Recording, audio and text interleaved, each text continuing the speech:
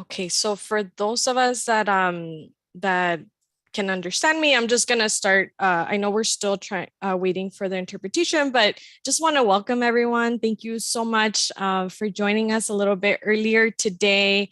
We have an important meeting, and just really appreciate your flexibility, your willingness to join us for a 3-hour session today.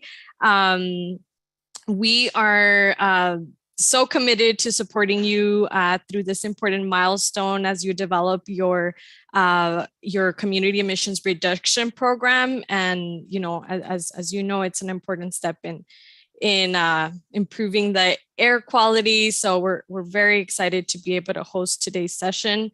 We're going to get started shortly, and our planning. So today is our meeting in March. So it's meeting number 15, and we'll go ahead and share more details about what we have planned for today. But as usual, just sharing this slide on here for everyone to be able to help with the renaming. And we'll go through these usual items. Again, I don't want to proceed too much before enabling the interpretation, but I will look at our team here from their district. We'll wait a moment, right? Okay. Okay, so I'll do a little bit of repeating. So no worries. Thank you for your patience. We're just gonna so we'll get through that in a moment through the interpretation.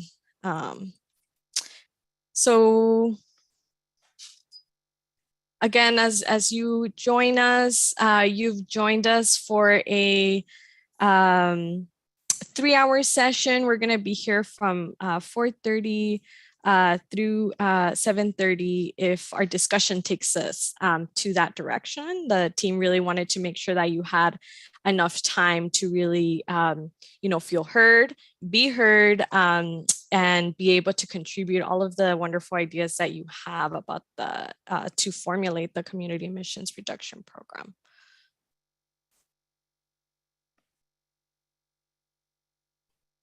If you just joined us, we're just we're waiting to resolve to enable our interpretation. So just bear with us a moment, grab water, take a stretch break before we get started. Go grab a snack if you're hungry. We're just gonna get settled shortly, and really excited to kick off this meeting today. Thank you.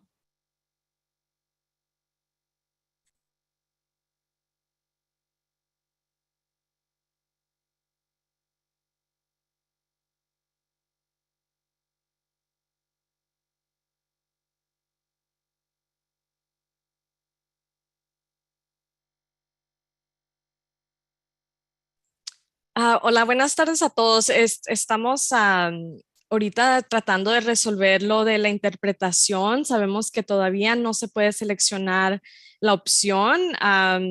Por el momento vamos si quieren nomás, póngase cómodo.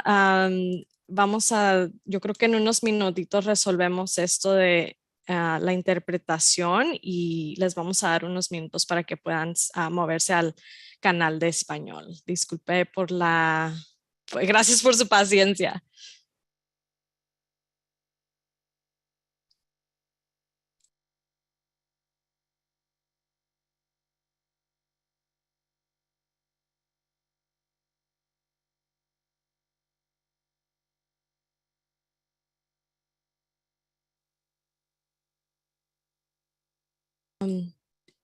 Do you think it's worth covering, like just going through it like myself, just like in both languages while just a housekeeping? I think that might make sense to me. Okay. Does that make sense in terms of timing? Yeah. When we expect? Thank you so much. Yeah, Steph is helping to check with Linguistica to see if we can get interpretation and jumping in soon. Thank you. Thank you. Okay. Bueno, good evening, everyone. Thank you so much again for joining us for meeting number 15. It's March 23rd, 2022.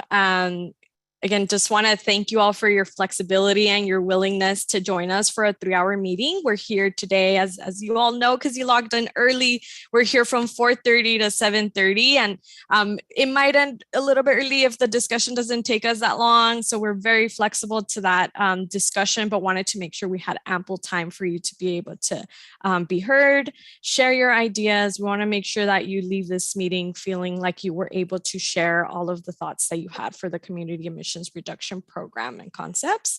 So I'm going to go through some of the items on here, and bear with me, I'm going to do English and Spanish a little bit while we get our interpretation, but just in the interest of moving the meeting forward, I'm just going to go ahead and begin.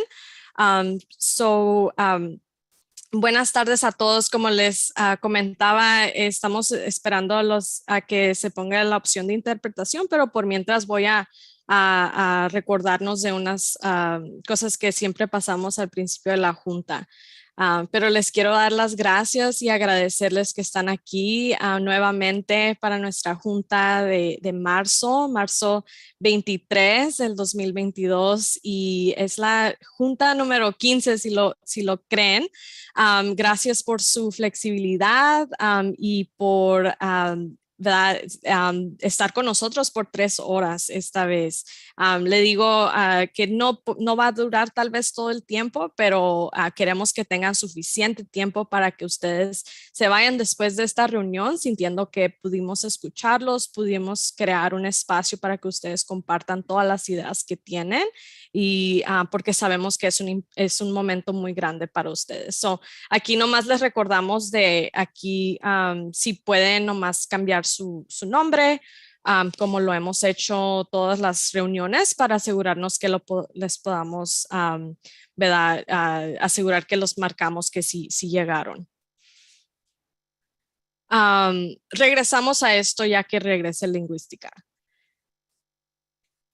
So just going into a usual slide that you all see here, we're here together for quite a bit of time, so want to make sure that we just remind ourselves, if you are joining us by phone, make sure that you remain muted unless you're speaking or planning to speak.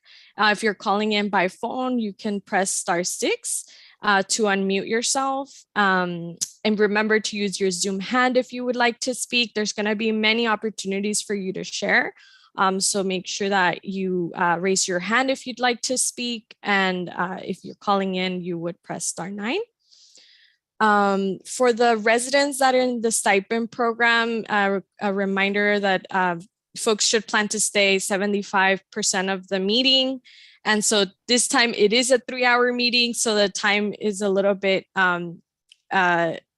different, right? So we ask that you stay at least 75% of what today is, a 3-hour meeting, so closer to the 2-hour mark. And of course, we are grateful for the time that you're able to dedicate with us today. So nomás para recordarles a todos, estamos aquí reunidos, y las cosas que tenemos que hacer en este mundo virtual, les recordamos que por favor permanezcan en silencio, a menos que esté platicando o si va a hablar. Si está hablando por teléfono, va a poner el *6 para poder quitar el silencio de su teléfono. Asegúrese de levantar su mano de Zoom.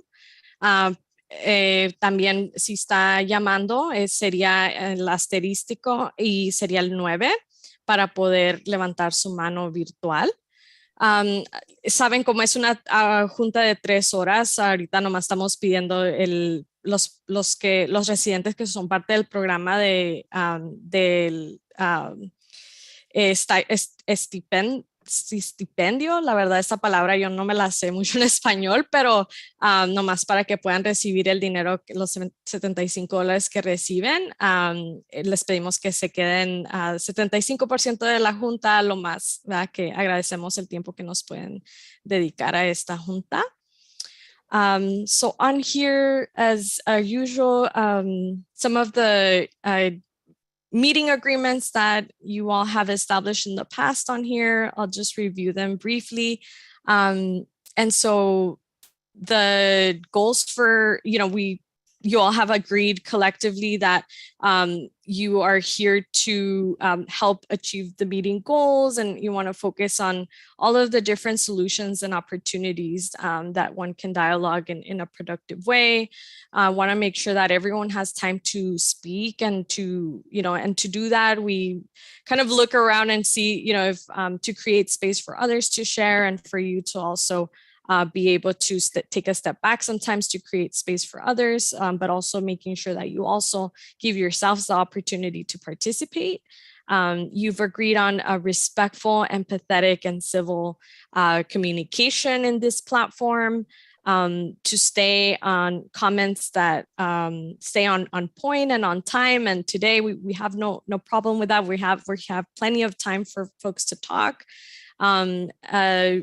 A reminder around really focusing on the kind of discussing around the challenges rather than attacking any individuals, and then seeking common ground when possible.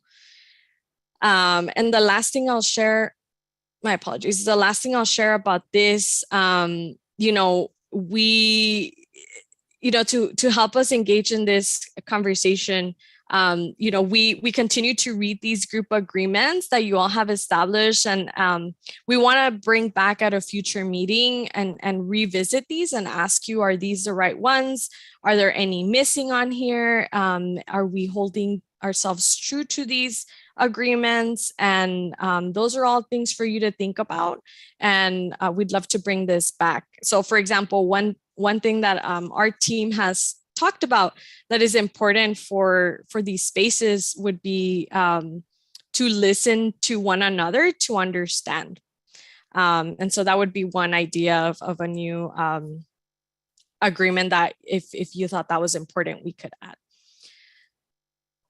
Brevemente voy a demostrar aquí los acuerdos que ustedes han repasado en otras reuniones anteriores, y aquí nomás para recordarles, yo creo que ya saben mucho de esto, pero igual para tenerlos en mente hoy. Va a haber mucha discusión. Les recordamos que se enfoquen en las soluciones, las oportunidades, y que trabajemos juntos para que todos tengan espacio para platicar, dar sus opiniones.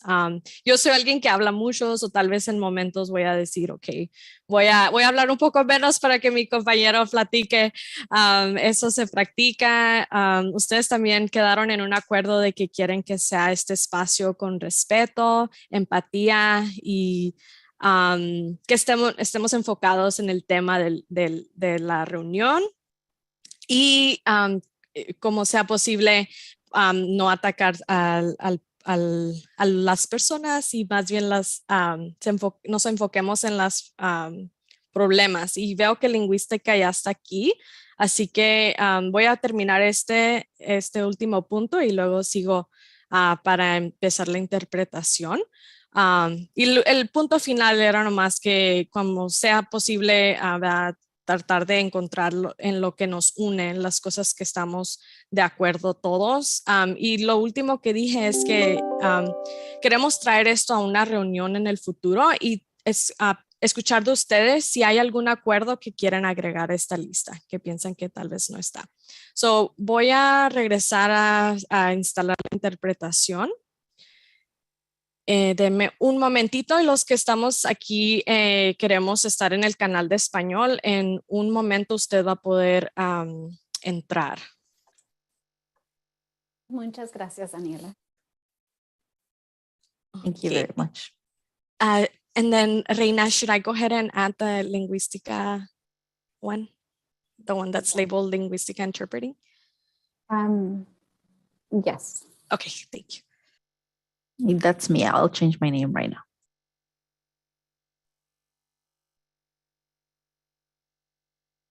Not you, right, Reynaro?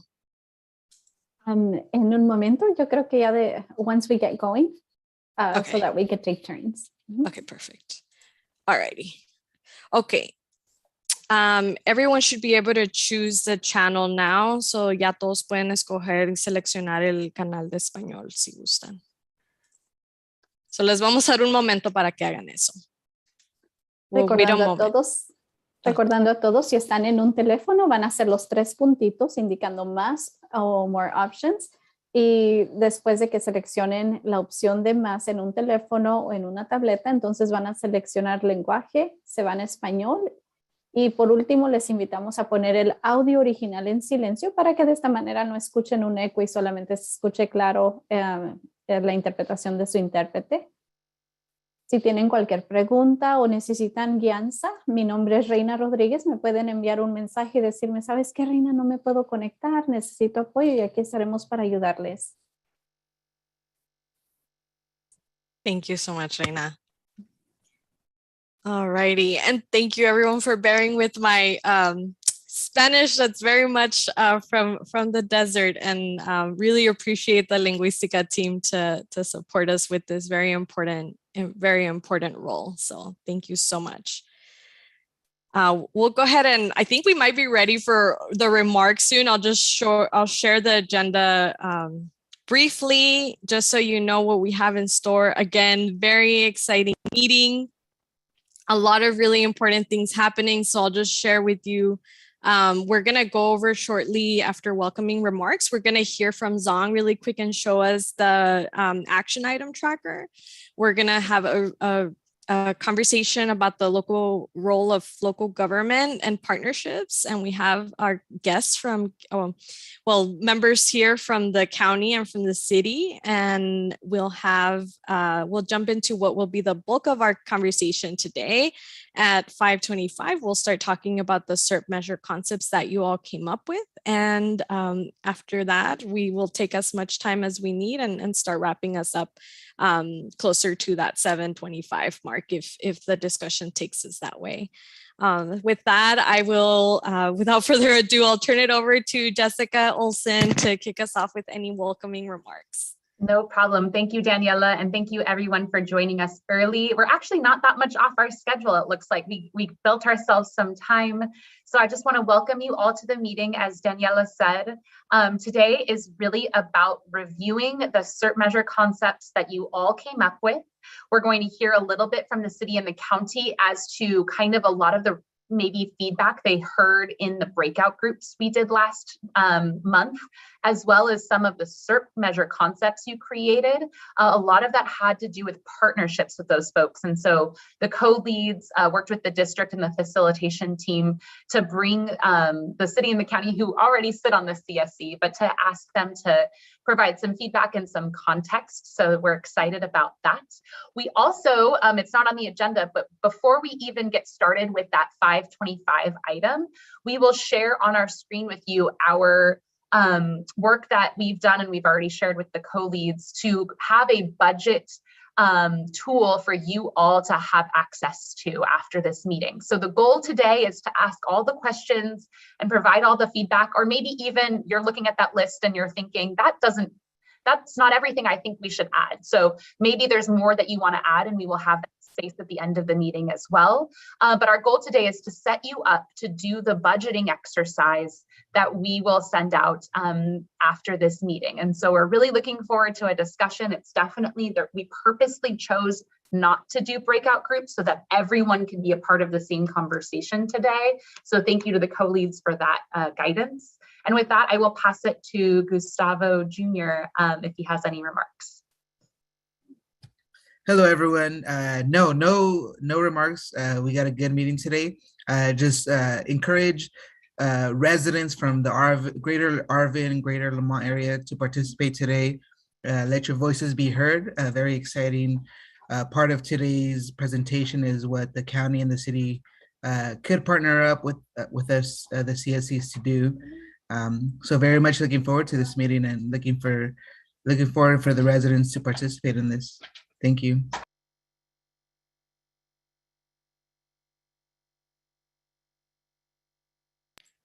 Wonderful. Thank you both so much. So we're ready to transition to our next item on here. And I'll just share, we have learned so much through being a facilitator for you. And we've also learned that there are two processes that are very important and vital for the success of AB 617, and that is transparency and accountability. And so to help develop and just foster that transparency and accountability, our team proposed the action item tracker. And so the Air District has taken this tracker seriously and continuously updates it to ensure every meeting, any action that comes up, there's some sort of report out on that progress. So without further ado, I'll turn it over to Ms. Zong to walk us through some of that. The floor is yours. Thank you.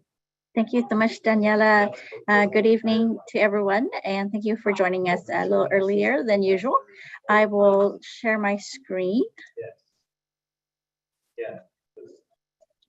So just starting off on our main Arvin Lamont community page, and if you ever want to see where the running action items are, you can click on this box right here.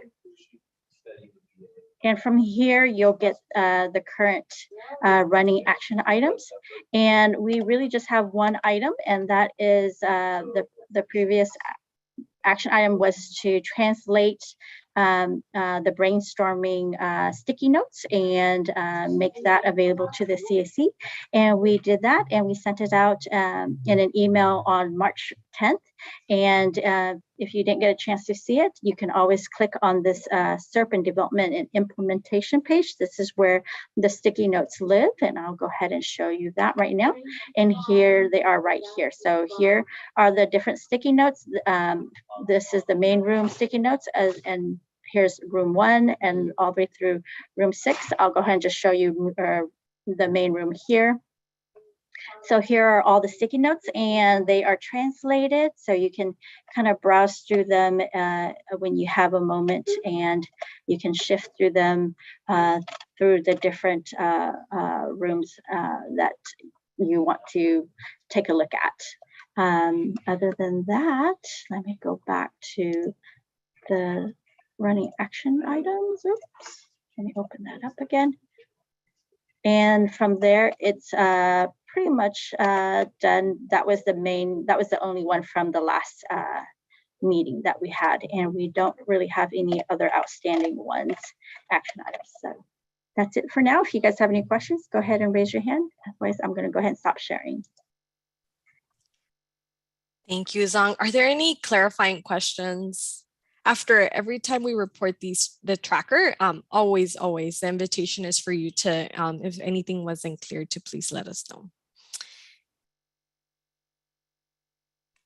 Great. I don't see any questions, so I'm gonna move us along into our next item. We're so excited that we get to hear from Kern County and the city of Arvin today for this next item. So another quick reflection as we move there. We know how important establishing these effective and equitable partnerships are with the local government. They're a key player as you all are as residents, and that synergy that can be created together intentionally and strategizing for that to really have the most impact in really addressing the air quality issues. So as you listen to the presentation and discussion today, be thinking of any initial questions that you might have for them after they present, and in regarding to that partnership. And of course, if there are any kind of projects that you already anticipate really being able to engage with the city and county. So again, we don't anticipate arriving at solutions today, but we do expect that you all will continue to provide that feedback on the kind of vision that you see for these kind of partnerships. So with that, it's my pleasure to welcome I know Alexa from Kern County is gonna get us started. So welcome, and the floor is yours. Hi, good evening. I will be sharing my screen right now, and I'm going to turn off my video, but I want to introduce myself. My name is Alexa Koloski from Kern County Public Works. We operate roads, landfills, sewers in the county jurisdictions. So just give me one moment to start sharing my screen.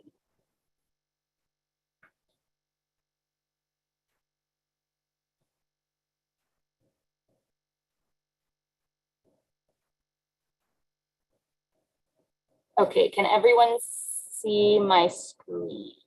Yes, looks great. Okay. Alrighty.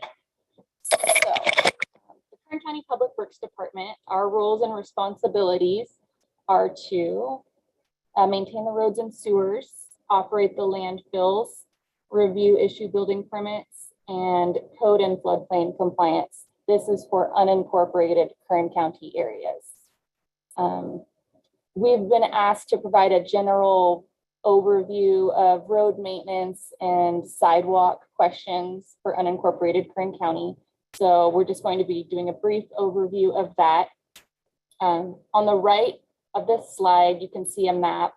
It shows the entire county with the blue shows the maintained Kern County roads. The gray shows city limits with which we don't maintain, and the black shows state highways. We also do not maintain state highways. But this map shows that Kern County Public Works is responsible for maintaining over 6,600 lane miles of roads in unincorporated Kern County. So that's a lot of maintenance responsibility. And so our goal is to focus limited resources to provide the greatest benefit for the most people. So there's limited funding. Alexa, I'm so sorry to interrupt you. I hear some feedback when I talk, so apologies if you hear that as well, but just wanted to let you know some residents were just saying if you could just slow down a little bit. Sure. And Mario, you have a question. Is it about the presentation, or would it be okay to bring you back after Alexa's done presenting? Yeah. I got questions for Kern County for everything what you were saying about for the roads and all the materials they're pouring in the landfills and stuff like that.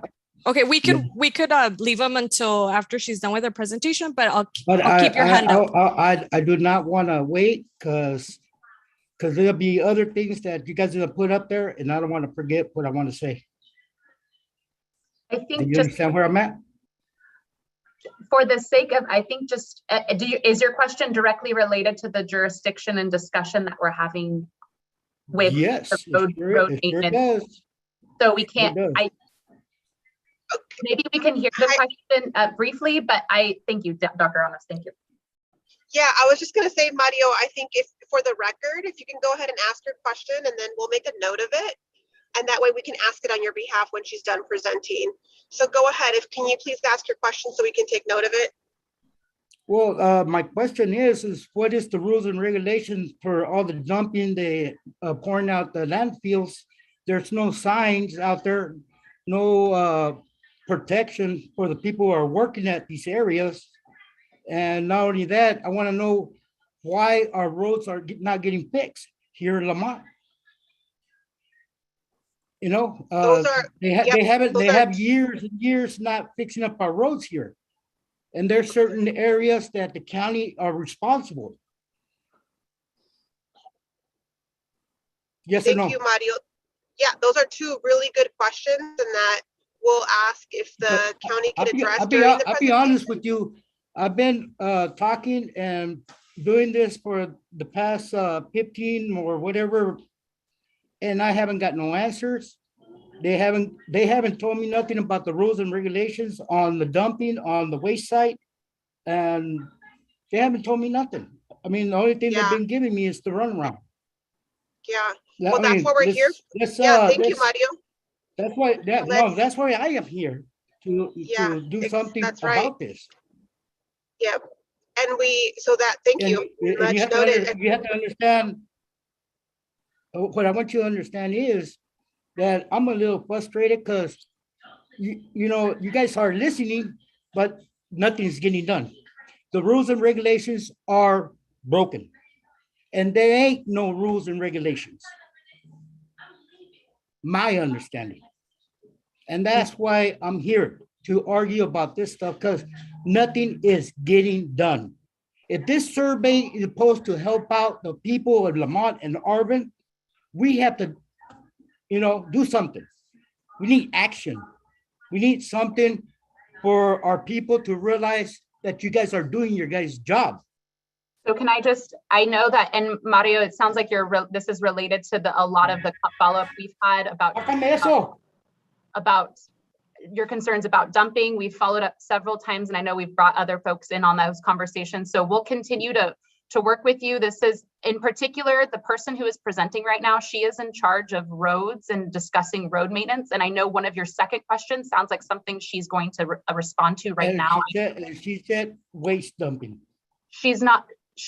That was just general overview of the county. She is here specifically to talk about road maintenance. And I think your second question is something Alexa will get to right now. And I know that the facilitators have noted, and I'll make sure they note as an action item for us to continue to follow up with you about the other piece. But I know Alexa's time and the time we want to spend today is talking about all the main concerns we've heard from several folks about road maintenance. And I think your question is going to be answered a little bit down the road about that, specifically for Lamont.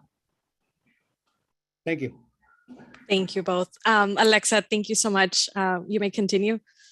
No problem. And Mario, on the very last slide, we have our contact information. If you have specific concerns, reach out to us. We can talk to you about your concerns. So to circle back, the map on the right, it shows that the county has 6,600 lane miles of roads that we are responsible for maintaining in the county with limited funds. So the goal is to provide the greatest benefit for the most people with the limited funds that we do have. So we do have to focus funds on all of our maintained roads throughout the county, which is an effort. Alexa, I'm Yes. really sorry to interrupt you one more time, but the Spanish channel's hearing echo. I'm wondering if you're using headset or if you have one near you that could help. I can put in headphones. And then for the folks in the Spanish channel, please let us know if that resolves it. How about now? Does that resolve anything? Ya se oye mejor porque se oye doble eco en inglés y en español. Okay, gracias. That's better, Alexa. Thank you.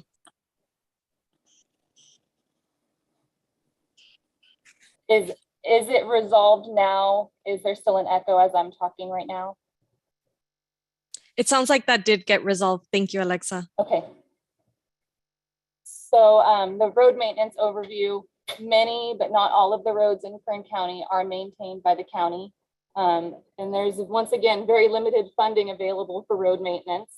A map on the right shows an example.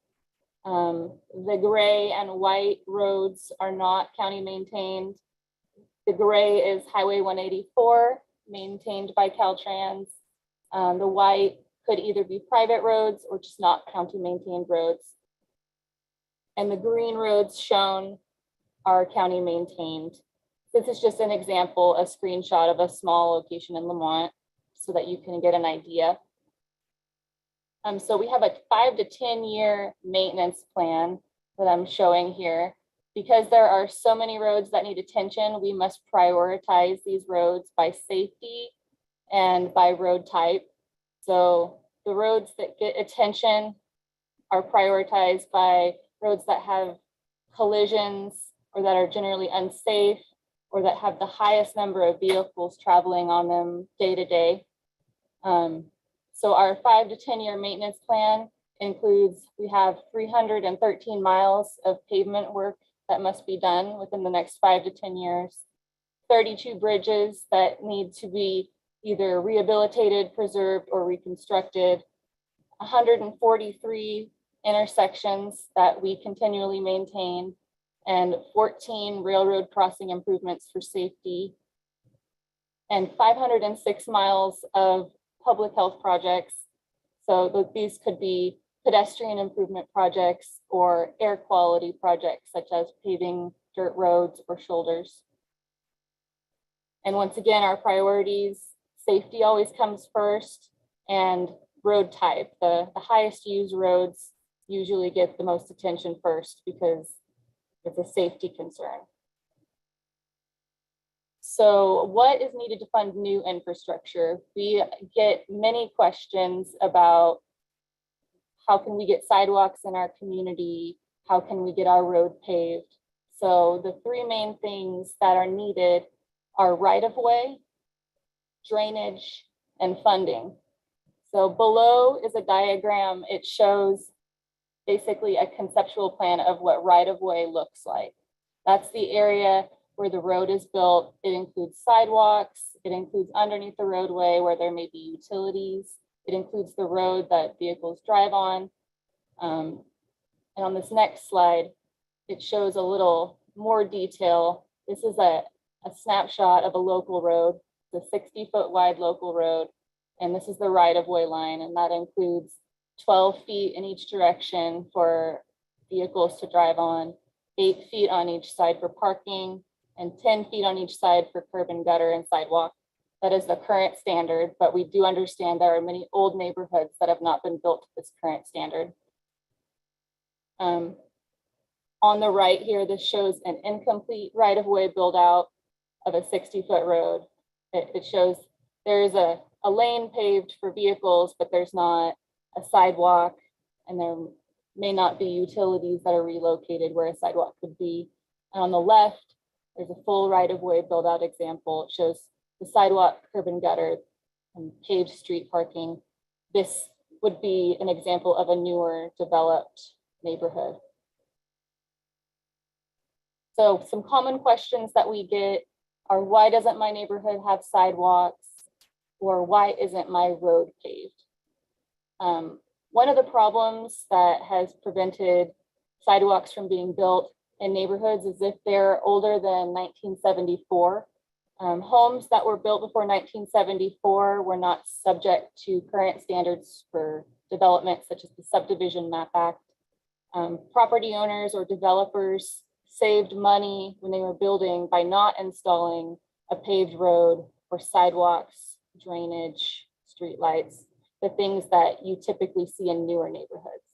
So once again, here's the same graphic from before, showing an incomplete right-of-way build out from before 1974 and a full right-of-way build out on the left after 1974. So drainage is the second thing that's needed in order to get new improvements in an area. You have to have drainage in order to build sidewalks because you need to carry the water somewhere. So for the drainage component, you have to have a sump to take the water to. You have to have storm drain lines underneath the roadway to direct the water to the sump. And you need curbs and gutters to direct the storm water into the drainage inlets.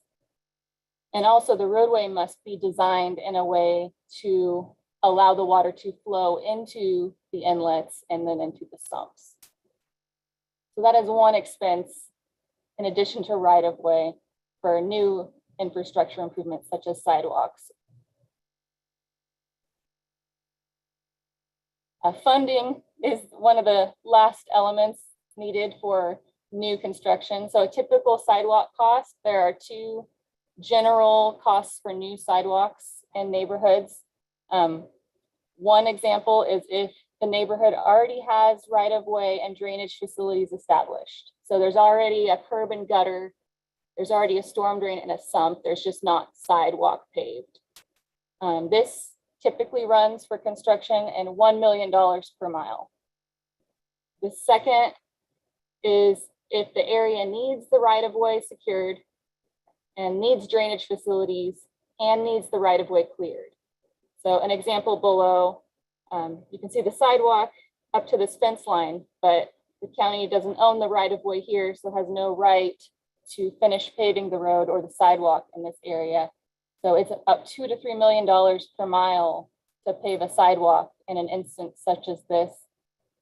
You have to compensate the property owner, relocate the fence, relocate any obstructions, and then build the drainage infrastructure and the sidewalk. So these are some typical costs for sidewalk projects.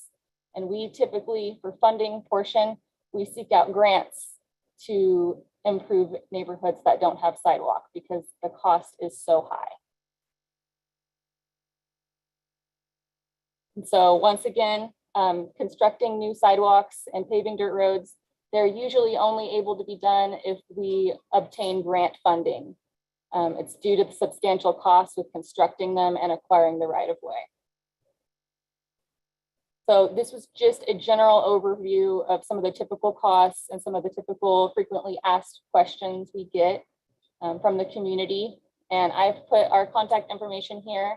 Our Public Works Manager, Yolanda, and myself, our contact information is here. If you'd like to reach out to us, please do. We're always available. You can give us a call or an email. Yolanda does speak Spanish, and you can let us know your concerns.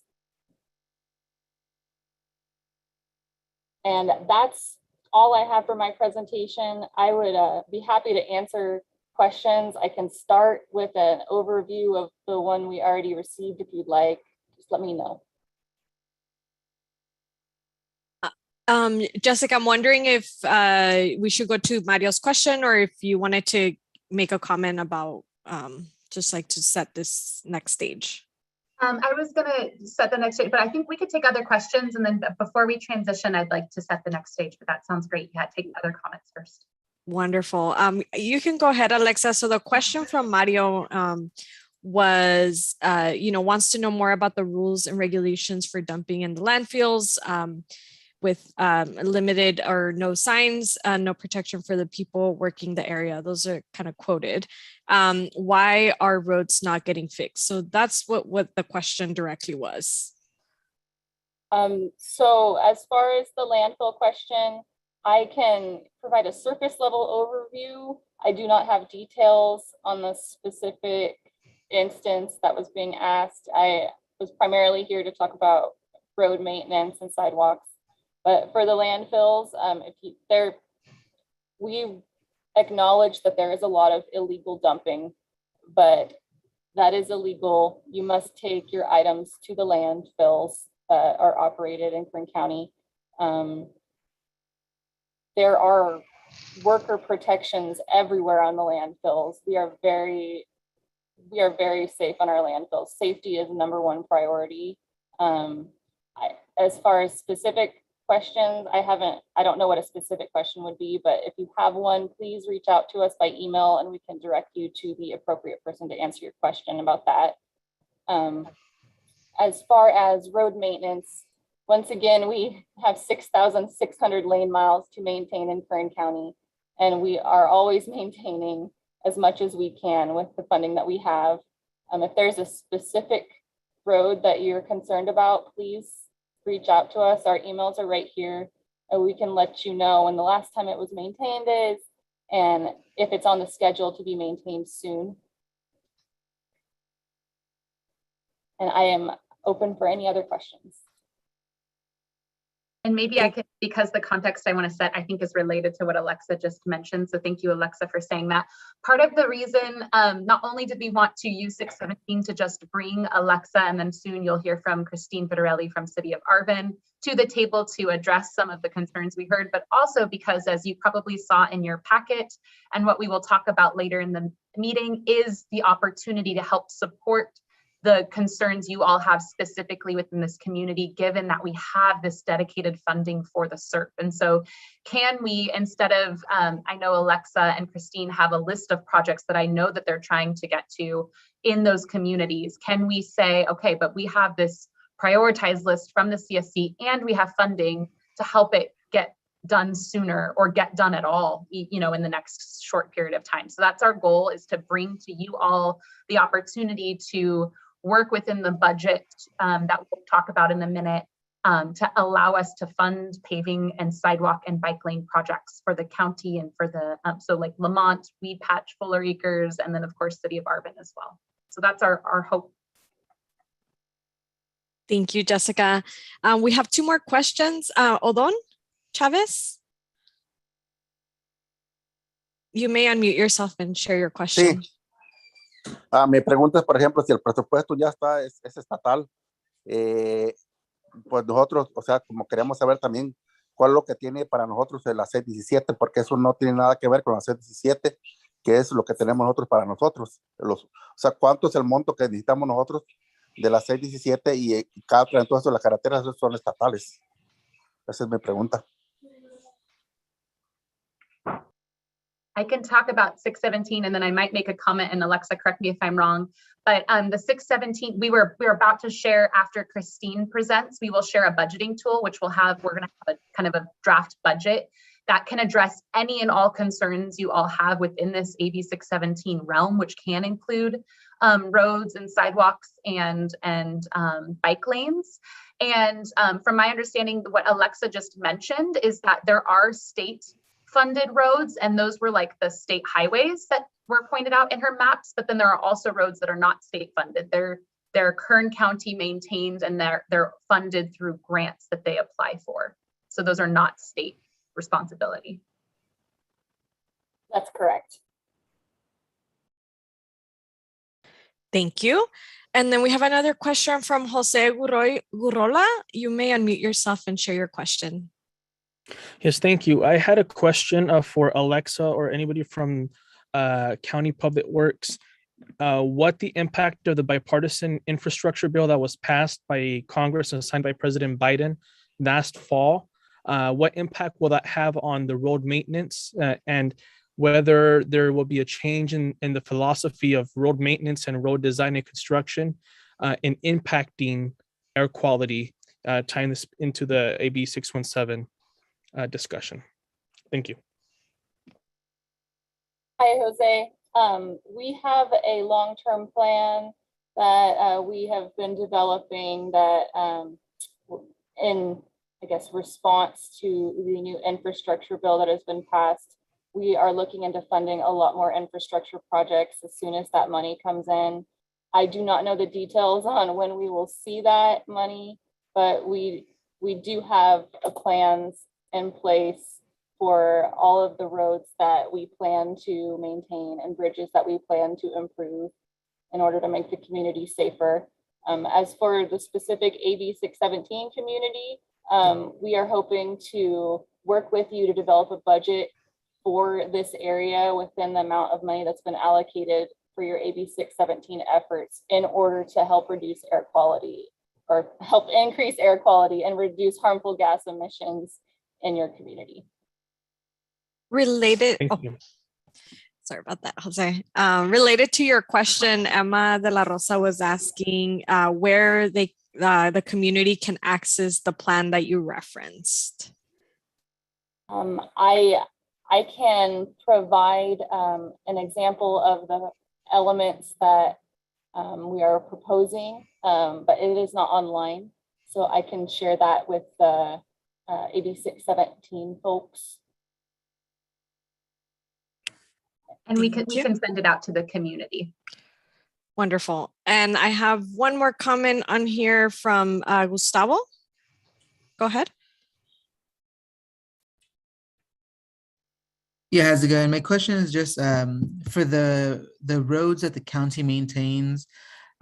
You're stating that there is a priority list of, in accordance to safety, et cetera, usage, demand. Is there a list of the top streets, I guess, that kind of fall within this criteria? And is it something that's revolving, or is it something that is available to the public?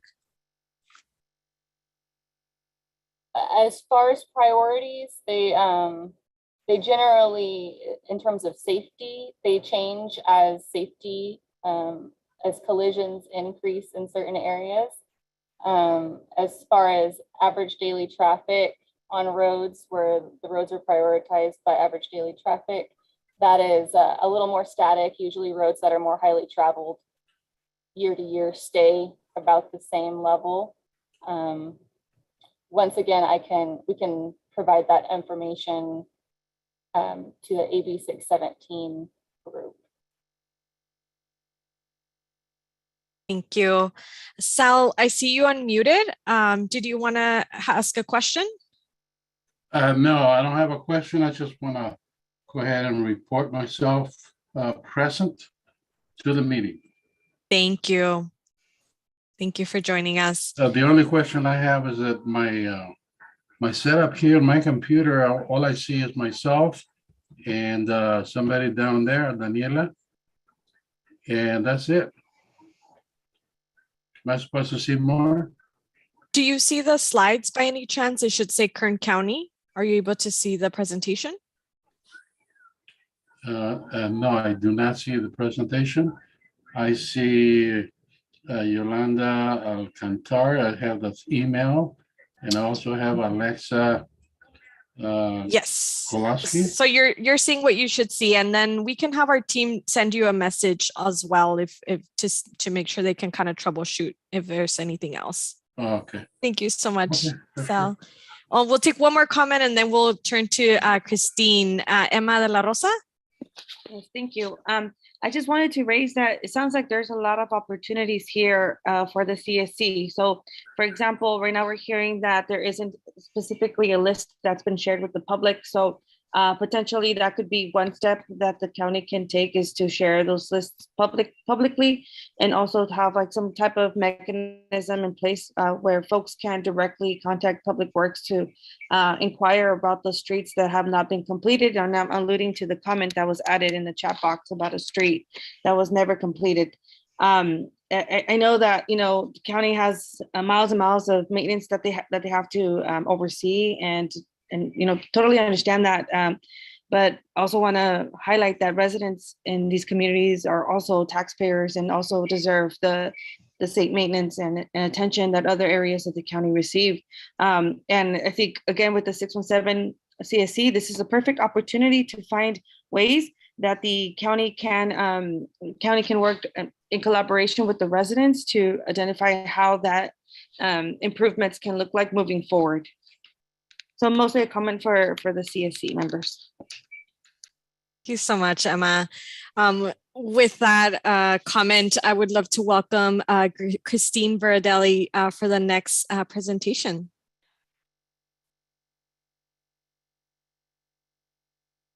I'm coming. And Christine, let me know if you want us to share the slides, because we have them bilingual on the same slide. Oh, you're way ahead of me. Good job. Okay. So is everybody seeing the bilingual slides? Yes, that looks great. Okay, awesome.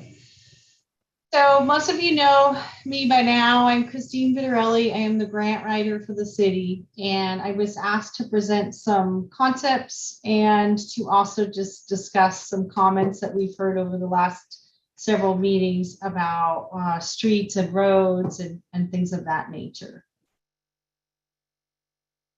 So the city's role primarily would be to help implement the projects. Can everybody see that slide? I think you have to advance 2 every time. And okay, sorry. All right, so the city's role would be to implement the projects within the city boundaries and support the CSC team with projects and to provide valuable information. I think one of the things that I can be the most helpful with is providing information about existing planned projects, because we don't want to duplicate effort. And some of the things that I've seen on the slides, we're already in the process of doing. So we want to save that money and give the residents an opportunity to perhaps select alternative projects or weigh the balance of what's really important to them. And also too, I think how I can assist is in providing realistic evaluations for what the city can actually do to support CSC projects. We all have this dream and this vision, and I 100% support that vision and that dream. And I promise you, I'll do everything I can to move these projects forward. But we have to be realistic in terms of what things actually cost, what can be accomplished, and then other things such as the requirements of the funding metrics. And if we're unhappy with those sort of issues, I think we have a duty as an interactive team to address those issues and get answers so that we can forward our projects. The other thing that I could help with is potentially challenges within a scope and to discuss potential challenges within a particular project. And most importantly to me is communication and being transparent with the team. I have been with Arvin for coming on 6 years now. I love this community. I do the work that I do from my heart, and I want the same things the steering committee wants. So I think it's really important to explore beyond the boundaries of the SERP and to ask lots of questions and determine what it is that we want to accomplish, how can we accomplish it, and what those metrics look moving on towards projects. So I had heard somebody ask, well, why can't the city fix all the streets? And you're going to get a very similar answer to what Kern County is stating, but I want to put it in a more realistic perspective in terms of how much funding the city of Arvin has and what we do with it and what we can do with it. So in 2017, Arvin conducted a pavement management study, and I've reviewed all of that study. It's rather lengthy. But I want everybody to understand what the plight of our community is. And it's very simple. Based on our needs assessment and that management study, we have learned that we have $1 million worth of road projects to do in the city of Arvin. And our entire budget for 1 year is approximately $6 million for running the city, running the police department, running the fire department, staffing the city, providing public works, providing services in the parks, maintaining the properties within the city of Arvin. So if you think about that from a very realistic perspective, $6 million to run an entire city, police, fire, ambulance, staffing, maintenance, that is a really, really, really tiny number. And we're faced with this dilemma of knowing that we have a minimum of $49 million worth of road projects.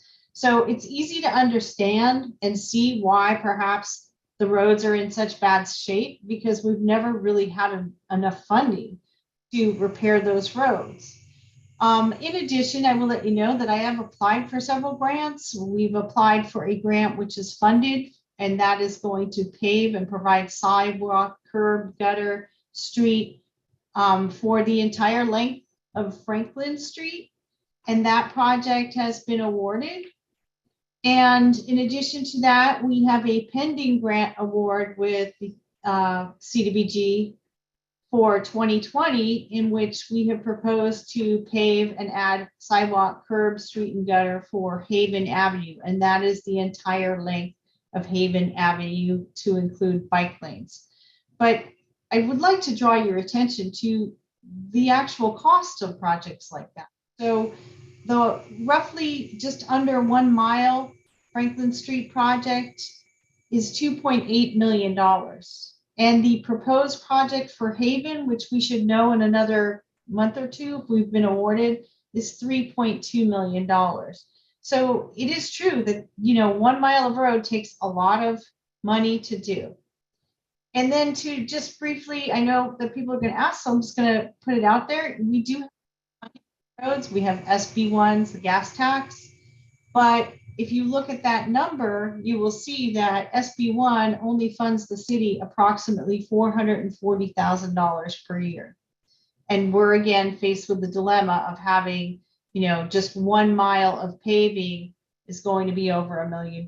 So SB1 was really slow to roll out. We are banking that money to put it together to do large projects, and we have identified what those projects are. So we are working on that as well. But even with all these positive grants and movements that we're moving forward to get these streets taken care of, it's still not going to be enough.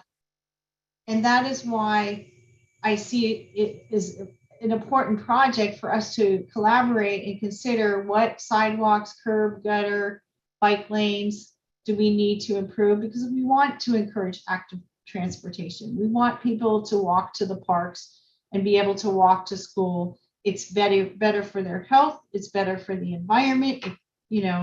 Overall, there's a lot of multi-benefits to walking and biking. But that is also why I think it's important to consider sidewalks, curb, and gutter in the SERP, because realistically, no matter how much money I go after for grants, the need is very great. and the pot of funding is very small. So just to give you an example, this is a diagram from the pavement management plan that shows the condition of our streets. So when you see all those red lines there, that shows the streets in Arvin that are in poor or extremely poor condition. So all of us can look at this slide and see easily that most of our roads are in really bad shape. They're in the disintegrating stage. And then we also have deteriorating, and a few of them aren't too bad, but for the most part, we need to redo all the roads. And so that's not just putting a new layer of pavement, but and that's another reason it's so costly, is we have to actually grind down the road, get it to a base layer, and then build it from there. The benefit of that is in the long term, the roads will last a lot. Just wanted everybody to be able to see with their own eyes what I'm talking about and to understand the predicament that we're all in.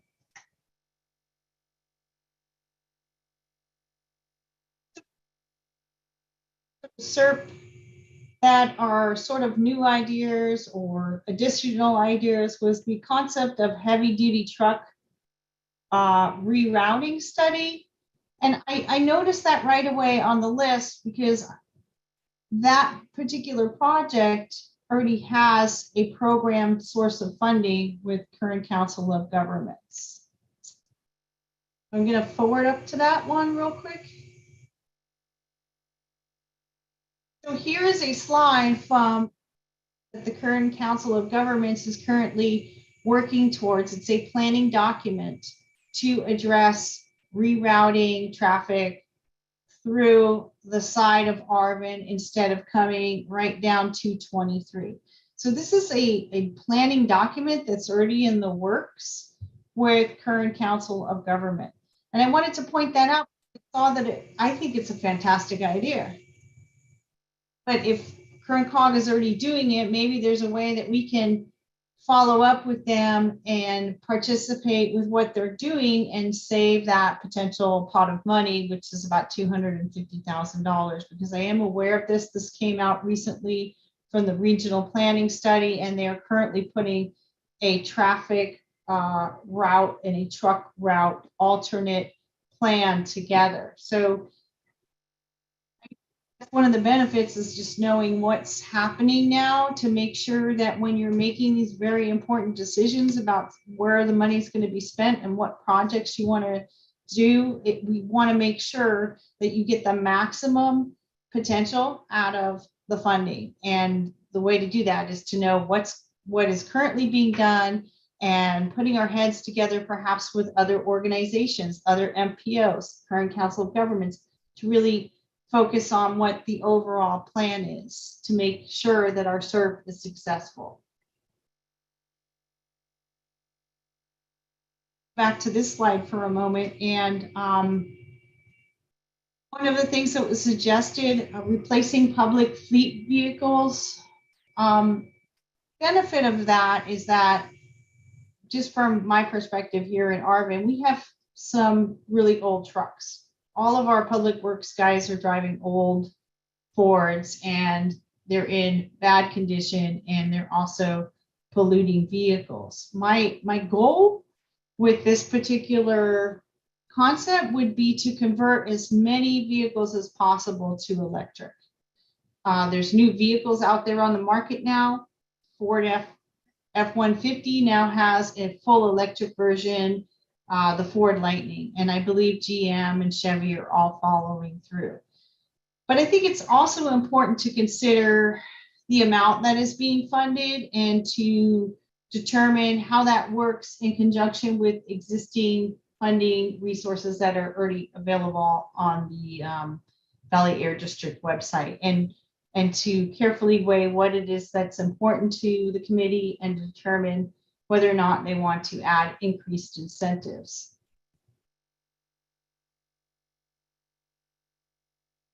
Another concept was better sidewalks and lighting. I think that's much universal amongst Arvin, Lamont, Weed Patch. We all have similar situations.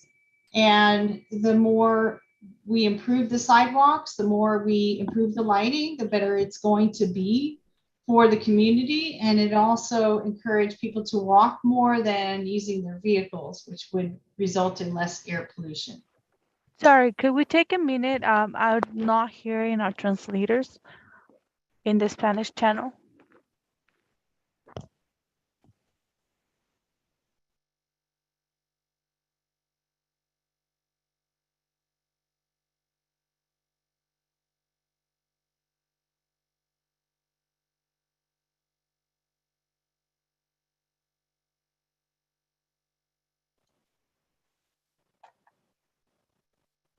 Yes, and yeah, was that just to?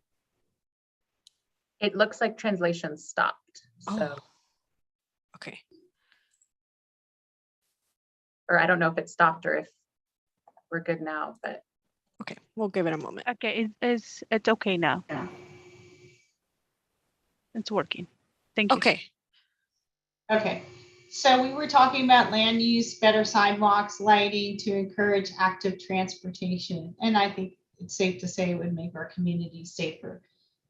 And perhaps some really creative car sharing programs. Right now, we're currently trying to put together a program with MioCar that would put rental vehicles available at a pretty low rate and put them in our park and ride so that somebody could get like the local Arvin bus, jump on that bus, come to the parking lot and the park and ride and pick up a rental car. So basically they would be able to have access to rental cars, because what we have seen with some of these car sharing programs is it still creates the dilemma of how to get to the rental car. So promoting car sharing programs, putting them really close to transit, and really working together to make it work for the residents, I think is a positive step in the right direction.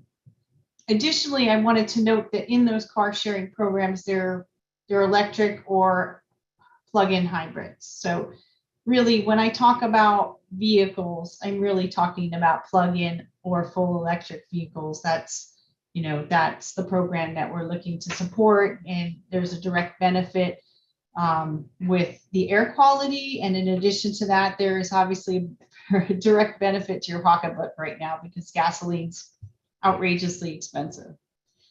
And then finally, one of the items that I saw on the list was the concept of possibly replacing a street sweeper. I can tell you that the street sweeper we have in Arvin is a diesel.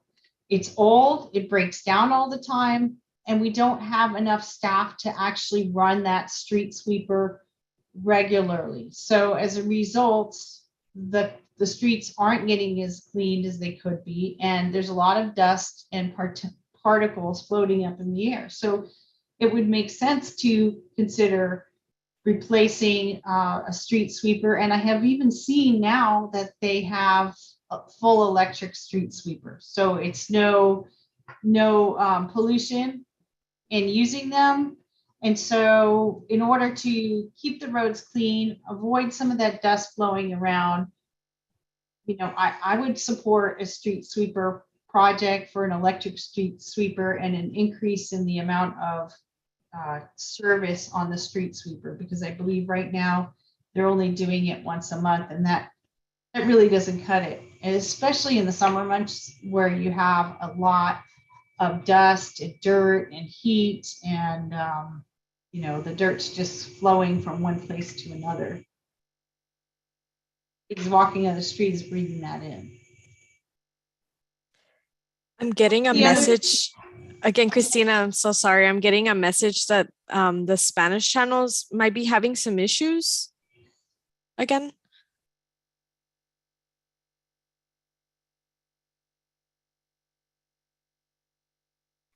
Yesenia, how does it sound on your end? It sounds fine. Christine's audio sounds fine, but I do not hear Linguistica. Okay, let me. I hear you in English.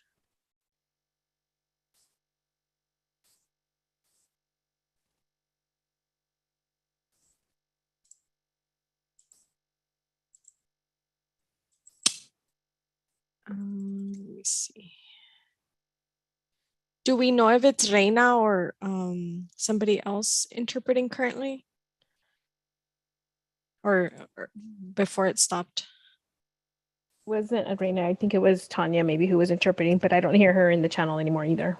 Okay, let me bring Reina. They're checking the audio.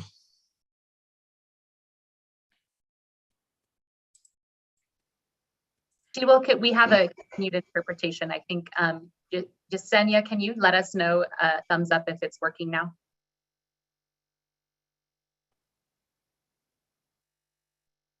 Great, we're good. Okay, perfect, Christine. I'm going to try to hurry this one up. Finally, about EV charging infrastructure for public, and I see that there is a great need around residents and residential areas. And I would like to propose, just for our own program here, that when people build homes and affordable housing, that they also put in electric charging stations, because in Arvin particularly, we don't have a lot of power available. Every time charging station, that certainly means you have to bring in a transformer in this area. And I want to encourage EV charging for the residents and to put it in affordable housing. The city of Arvin also has already established charging stations. There are 10 level 2 public charging stations right behind the Adobe complex and Veterans Hall. The concept was to put it there with the hope that the residents would, develop and purchase electric cars. So we do have public charging stations. So if you were to have an event at Veterans Hall or the Adobe complex, or you were taking one of the courses that are offered there, there's charging that is available to the public, and it is set at the same cost what PG&E charges. That's what we charge. There's no extra money on it. I tried to set the price to actually just cover the kilowatt of electricity charge, because I think that's appropriate. And we have some charging stations. They're not quite here yet, but the Arvin Park and Ride, right next to the transit building, we put out a bid, and we're going to put in a DC fast charger and 3 level 2s as well right here. And we're currently working with Kern County, Kern COG, to develop a blueprint plan to put charging stations throughout various areas, and we're open to any suggestions for where the residents might think that they are needed. But I would say Arvin generally is pretty well covered in the charging station area, but we're certainly open to suggestions, and you might want to consider saving some money on that aspect of the CERT, because we have a lot of charging stations here. But I would be 100% supportive for putting charging stations in residential areas so that the residents would have access to charging easily around their home. There's also a lot of programs available for residents for installing charging stations.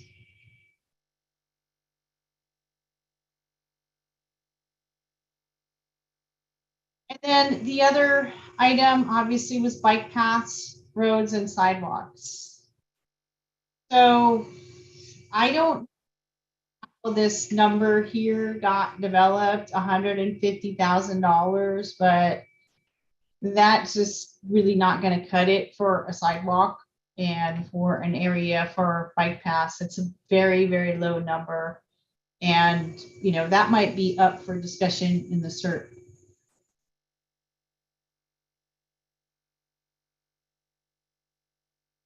That's all I have for you. If you have any questions, I'm happy to answer them. I'll do the best I can. Thank you, Christine, for that very helpful presentation. Do any community members have, CSC members have any questions for Christine?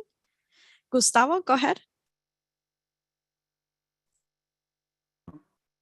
Yeah, good evening.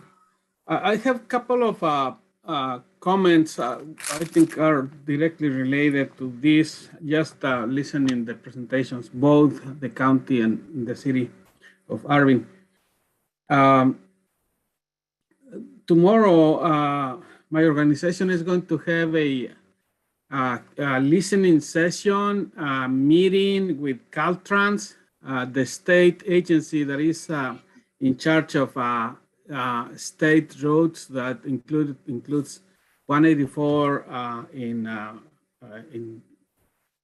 Lamont and 123 in Arvin. And just looking at the map that Christine shared, that there is a proposed or plan, or at least the county is still thinking on that, to start to build a road, outside of Arvin. And I think if that happens, is going to reduce the number of trucks going through both communities, Lamont and Arvin.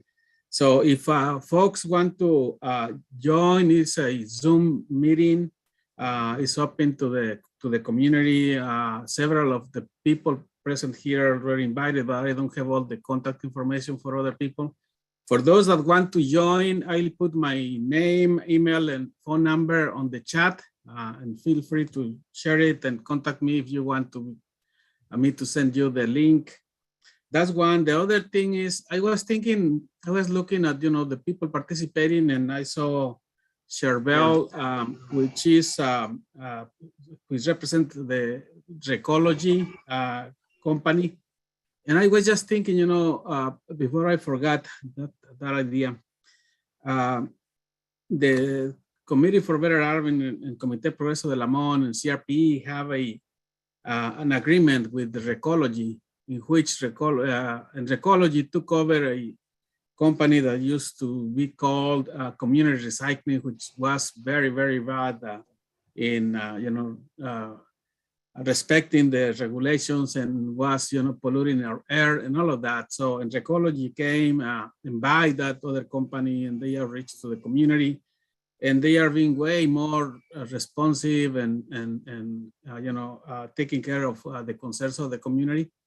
So I think that the operations of that side changed dramatically, for positive, and they are also giving some funds to do community projects. And I think in the Bear Mountain Park in Lamont, we already invest some of those in building a couple of renewing baseball diamonds and putting lights on the parking area and the playground area. And I was thinking, it may be a good idea to invite other companies around these two communities, Arvin, Lamont, to collaborate with the communities. I think if Recology has been doing good in here in the community, why the other companies don't? Like, I don't know, we have a lot of big companies, like Greenway and these other companies. Just an idea, and listen, yes, there is a huge need of funds to improve our communities, but surrounding companies may be willing to do something similar to what Recology is doing. And I don't know if Cherbel wants to share a little bit of that, but that relationship of the communities with this company, with Recology, has been very positive. Just for us to be thinking, creatively, how we can improve our air in these communities. Yeah, this is Charbel. Thank you for that, Gustavo. Gustavo's absolutely right. When we first came in, there were some issues that had occurred with the previous management. One of the things that we did is we set up a good neighbor agreement with the outlying communities, which was Weed Patch, Arvin, and Lamont. And the way that the good neighbor agreement is that they get a certain, not really percentage, but it's like, I think it was 10 cents or 12 cents per ton that we bring in out of county. We're a green waste processing facility, we're a composting facility. So every ton that comes in out of county, they get a dime of that material. And I think the minimum was 30,000 a year. And so as we grow, then that fund also grows. In addition, we contribute, I believe, 27 cents to the Kern County. I believe it's the general fund for every ton that comes in out of county as well. And I think it would be a great idea to reach out to some of the bigger players that are doing business within the community, see if that's something that they would consider, because that might be another source of funds that we could possibly get for these projects that we want to work on. I know Gustavo and his team and the three communities have done a really good job of meeting with us on a yearly basis to let us know what projects they want to work on and how they're going to use the funds. And it's been really beneficial for the three communities that we do business in.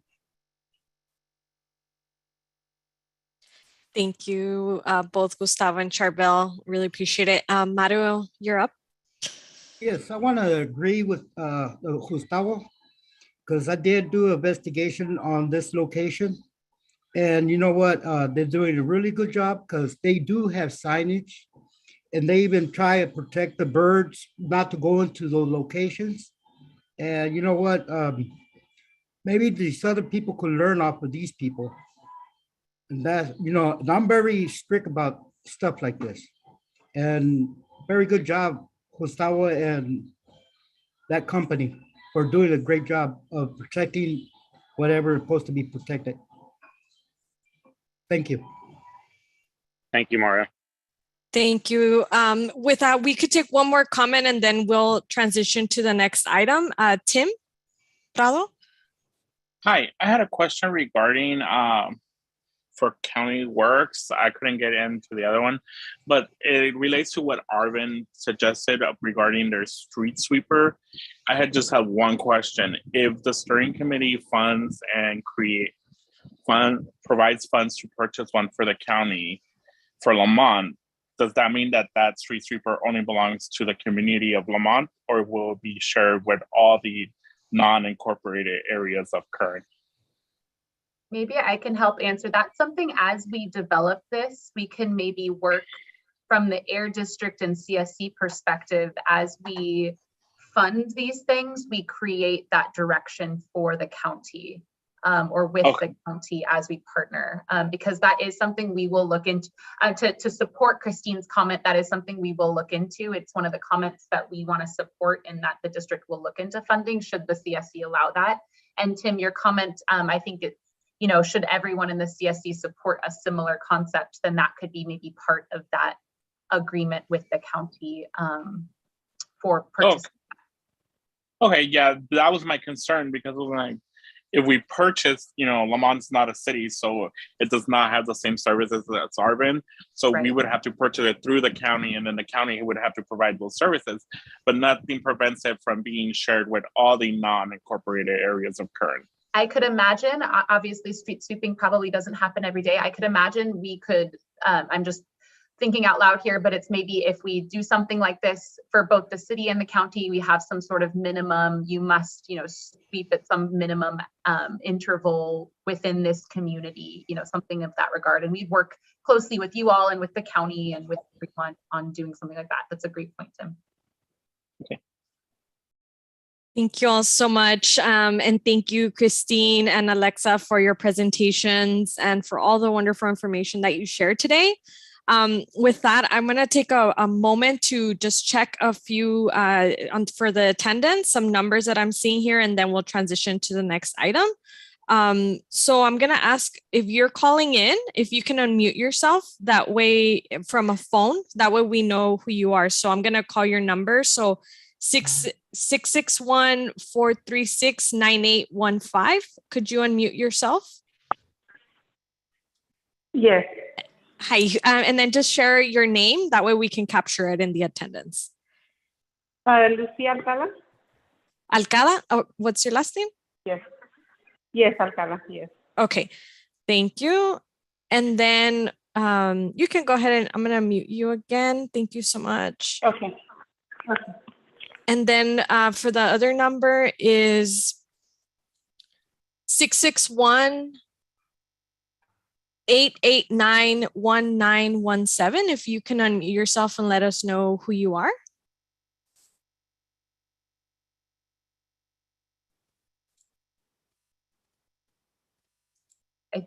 Is Gustavo Gus Jr., is that his number? I have it memorized. Oh, that might be it. Okay. That might be it. And they just logged in a little bit ago. Okay. And then the other person was Viviana. Can I just confirm that you're a member of the public, Viviana? Yes, I am. Okay. Thank you for joining us. That was all for housekeeping on the attendance. I see, Kent, you have your hand raised. Yeah, thank you, Danielle. I'd like to go back to the discussion as far as the allocation, keeping things fair between Arvin and Lamont. Thinking of the school buses, if we could help the local school districts and do it that way. We have 4 local school districts that many of us attended, and helping them as far as with allocating per miles traveled, as far as what they travel now, something to keep in mind as we get closer. That was my idea for the day. But otherwise, it's going to be pretty tricky when we get down to the budgeting and such. I think the population of Lamont is actually higher than Arvin's, is that right? And things like that. So if we could just do school districts, which are indiscriminate, and we already know they probably have to report how many miles they drive every year, something along those lines. Thank you.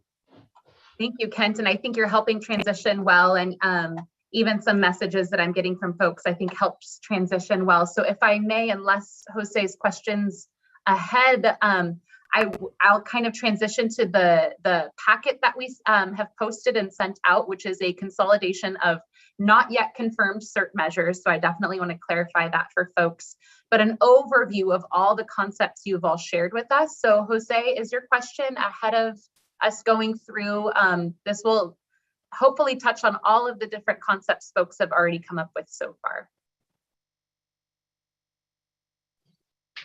Sí, muy buenas tardes, oiga. Yo nada más he estado escuchando ahorita que habla mucho de barredoras y de barredoras. Entonces, mi pregunta era, yo creo que para empezar necesitan comenzar a poner los letreros de no estacionarse ya sea un viernes, un miércoles, un lunes, porque la barredora va a pasar. ¿Para qué queremos barredoras que van circulando a medio camino y no barre las cunetas de la ciudad? Porque hay carros que no sirven, estacionados, hay carros que no se mueven, o sea, necesitamos educar a nuestra gente primero poniendo los letreros. Después de ahí, comenzar en poner las barredoras, porque si no, va a ser un gasto que no creo que sea bueno, porque tenemos que pagarle al operador la gasolina de la barredora para que barra a media calle. Yo creo que no es justo. Tenemos que primero poner letreros, poner los días que va a pasar la barredora y educar a la comunidad, como moviendo nuestros carros cuando va a pasar la barredora. Y lamentablemente se nos olvida. Cuando recordamos, ya vamos a tener un papelito ahí en el parabrisas que dice, se te olvidó, ahí está tu ticket. Y son, viene siendo como fondos para la ciudad para poder mantener la barredora, el operador y más cosas. Y poder mantener limpia nuestra ciudad, moviendo los carros cuando el letrero dice que va a pasar la barredora. Gracias. Thank you, Jose. I think what Jose just described, first of all, is so I used to live somewhere where they did sweep the streets often, and that is such a good reminder that if the car is there, it doesn't get the dust. I think you're describing a really important detail that we want to start to flesh out as we move forward once we select CERT measures. But I want to remind folks and that we just last month were in those breakout groups that Zong mentioned earlier, where we suggested CERT measures, and then the district went through and saw all the ones that were similar to each other and kind of grouped and came up with this kind of consolidated list that we're about to walk you through and get feedback on and have these discussions about kind of the details that matter. But I also want to let you know that we don't have to get down to the exact specifics. And we've found actually, as we've moved forward in other communities, we're now finding out that what we know so much more once we get to the details that we didn't know when we created the CERP. So we definitely want to allocate funding. We want to direct these measures generally as to what the CSC wants, but maybe some of these details about signage and stuff we can keep in mind or maybe mention in the document, but we don't have to go detail by detail. So that's a great example, Jose, of all of the details we all need your help with. So before we get to those measures, I wanted to sort of outline for you all where we're headed. And that is, we only have a couple more months until we will look to you all to approve and support the final SERP document before we take it to our board in June. And so it's already the end of March. We have an April meeting, and of course, if we need to, we can add extra meetings as we've done in the past, but then a May meeting, and then that's sort of it. And so there's sort of homework in between that we want after this meeting for you all to help us with. And that is a budget eating exercise. And what I mean by budgeting is that we have a set amount that is an amount for the community of complete communities. So this is Arvin, Lamont, the whole boundary that we talk about when we talk about this program, to spend on potential SERP measures. And so I'm going to share on my screen a preview just to let you know that as we walk through the concepts today, we use that walkthrough to think about how you want to start allocating the funding. And don't worry that we won't get an opportunity to talk about it, because the tool I'm about to show you is the exact tool that's really a participatory process for you all. And I want to thank the co-leads who gave us some quick feedback on it. And thank you all for what will hopefully be an exciting interactive tool. Before I share this with you, this is a draft, and I am sharing it in concept only because I do not have this translated yet. So that is why we will not send it out today. But hopefully I can explain it in such a way that you folks that need the translation can help understand. But please let me know if you have questions. This is just to set up our next part of the discussion, which is the details on each of the measures you've all already suggested. So I'm sharing my screen right now.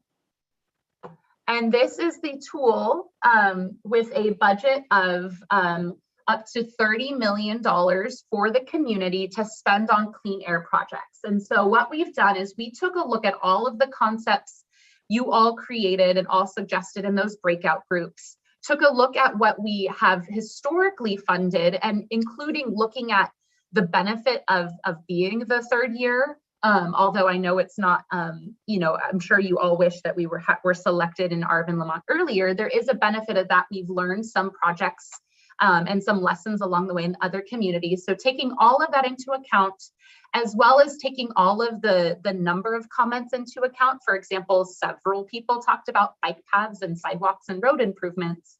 We kind of created a draft budget, but we will plan to send this out to you for you all, anything here that's in white, for you all to make changes in your individual sheet to amend or adjust the number based on what you feel is best for the community. And so you can see here, we definitely want to balance. Of course, this is an emissions reduction program. So we put in here like what the emissions would be if we were to do these types of projects based on the expertise of the air district or kind of what we've done in the past in actual projects.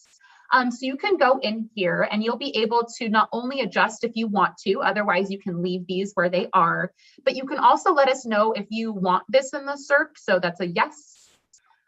You're not sure if you want it in the SERP, you think we need to discuss it a little bit more, you think there's more information, and you could put that here. Or, you know what, no matter what, this isn't something, and obviously this is not an example, I've heard lots of, yeses, but just for context, you can say, nope, I don't want this in the SERP. That's not something I, as a community member, maybe don't think we should be spending our funding on. So as you go through here, you can see, for example, if I wanted to do 0 projects, the number of incentives that we're funding in the SERP certainly goes down. So maybe now you have room to up projects elsewhere, but you're also maybe not doing any projects that we just discussed. And we've all kind of heard the context for the need, perhaps from the city and the county, to do some of these projects and partner with us if we have the funding. On the flip side, if you say, well, I heard the need is huge, we need to do all 40 projects that folks were talking about. Well, now we're at a way larger number than we could afford based on the budget. And that's something that I'm looking now as I'm playing with the spreadsheet. Okay, obviously this is maybe too much. I need to adjust this down. And so that's sort of the concept with this tool for you to see not only how it affects the budget, but also how it affects emissions reductions. As we go through here and say some of these types of measures that get you a lot of emissions reductions and you go through and press 0, that does bring down the funding and free up some funding, but now you're below certain thresholds by which now we're not getting as many emissions reductions as we could say on average in other communities. And of course, we all know the goal is to reduce emissions and impacts. And so striking a balance is something that we've done as we've taken a look at all of these, but we also want to hear from you all. And so I'm sharing this with you because we are going today to talk about sort of those questions. Jose's question is the types of questions we want to answer about each of these concepts you've all created. We also want to hear it's possible and maybe even likely that we don't have all of your concepts out yet, so we'll take time at the end of the meeting to hear new ideas. But I wanted you all to know that have no fear during our discussion, the place for you to talk about number of units and make adjustments to the funding amounts is going to be in this survey that we will send out. So I hope that made sense before we go into just kind of details, but I do see Gustavo's hand, and so I'm happy to take questions as well. My question is 30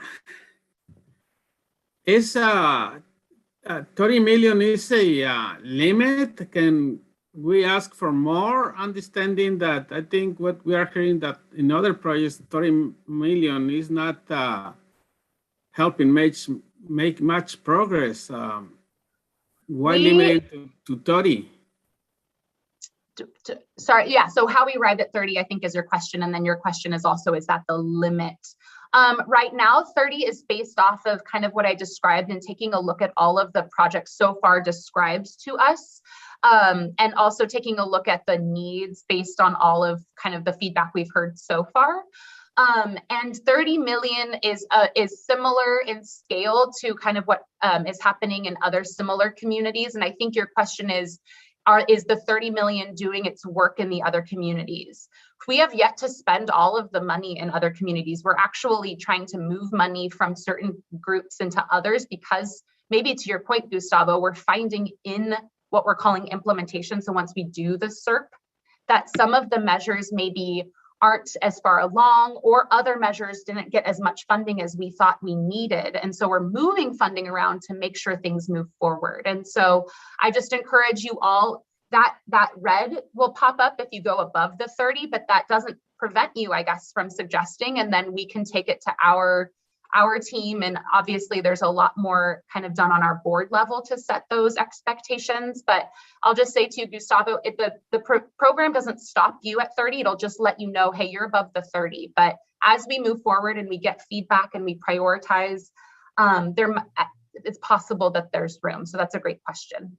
Yeah, and just my comment, I don't think at least my intention is to get money out of the projects that are already going on, but to request here at Arvin Lamont, request more to the state, not to take from other projects that are moving, because those communities also have needs. So I'm not suggesting that, but going to the state and saying, 30 million is not enough. And I think we heard the presentations from the county and the city of Arvin, and if we are talking about 30 million, is not going to move much. So, and that's just, what the needs are for county, thinking about, Lamont and other unincorporated areas and the city of Arvin. And I understand that, not all the money is going to come from 617, but I would love to see that, the funds from 617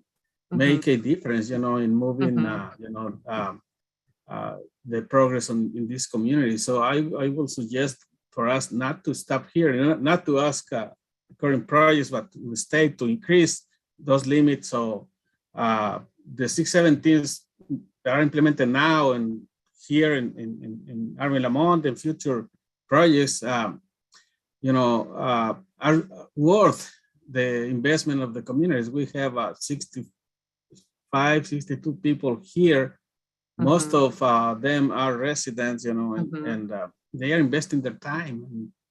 I think the state needs to, you know, honor the commitment of the community. So we can make a difference, you know, bringing more than 30 million, and following communities may have more also.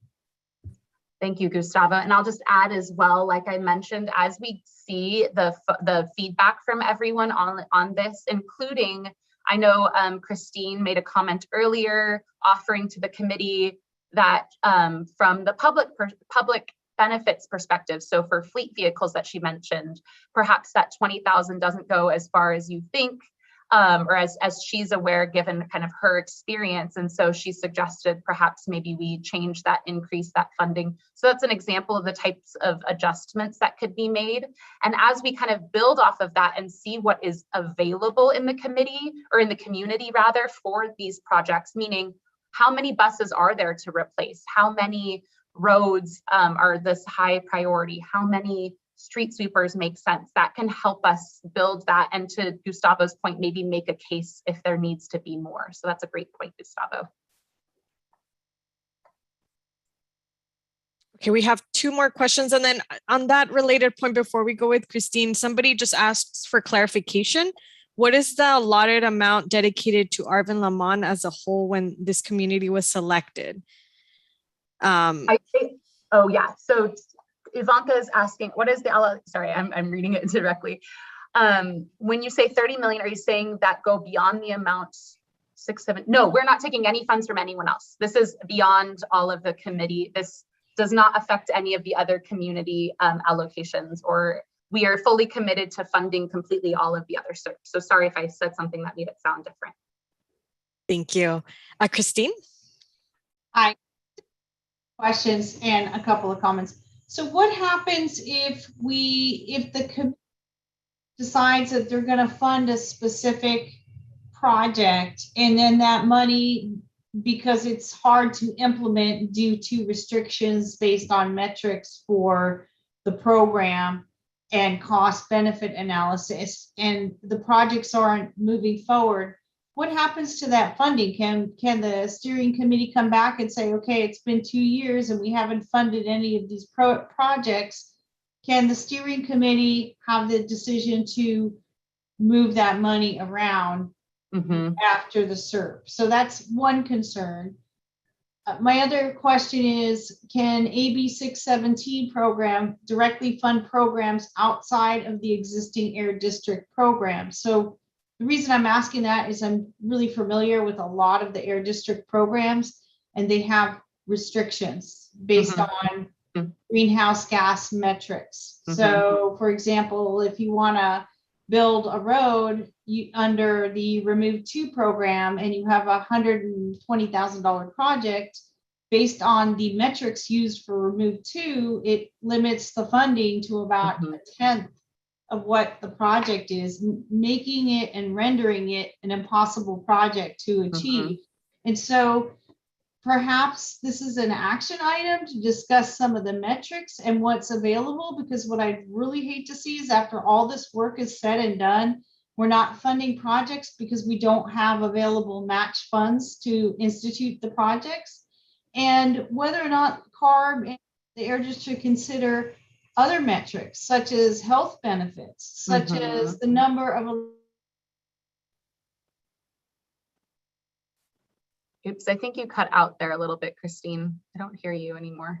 But I think, maybe I can answer. Oh, and I think she's frozen. Can you guys hear me? I can hear you. Okay. Okay. So yes, they're both of Christine's questions. Yes and yes, we'll have to work together with the committee and with CARB.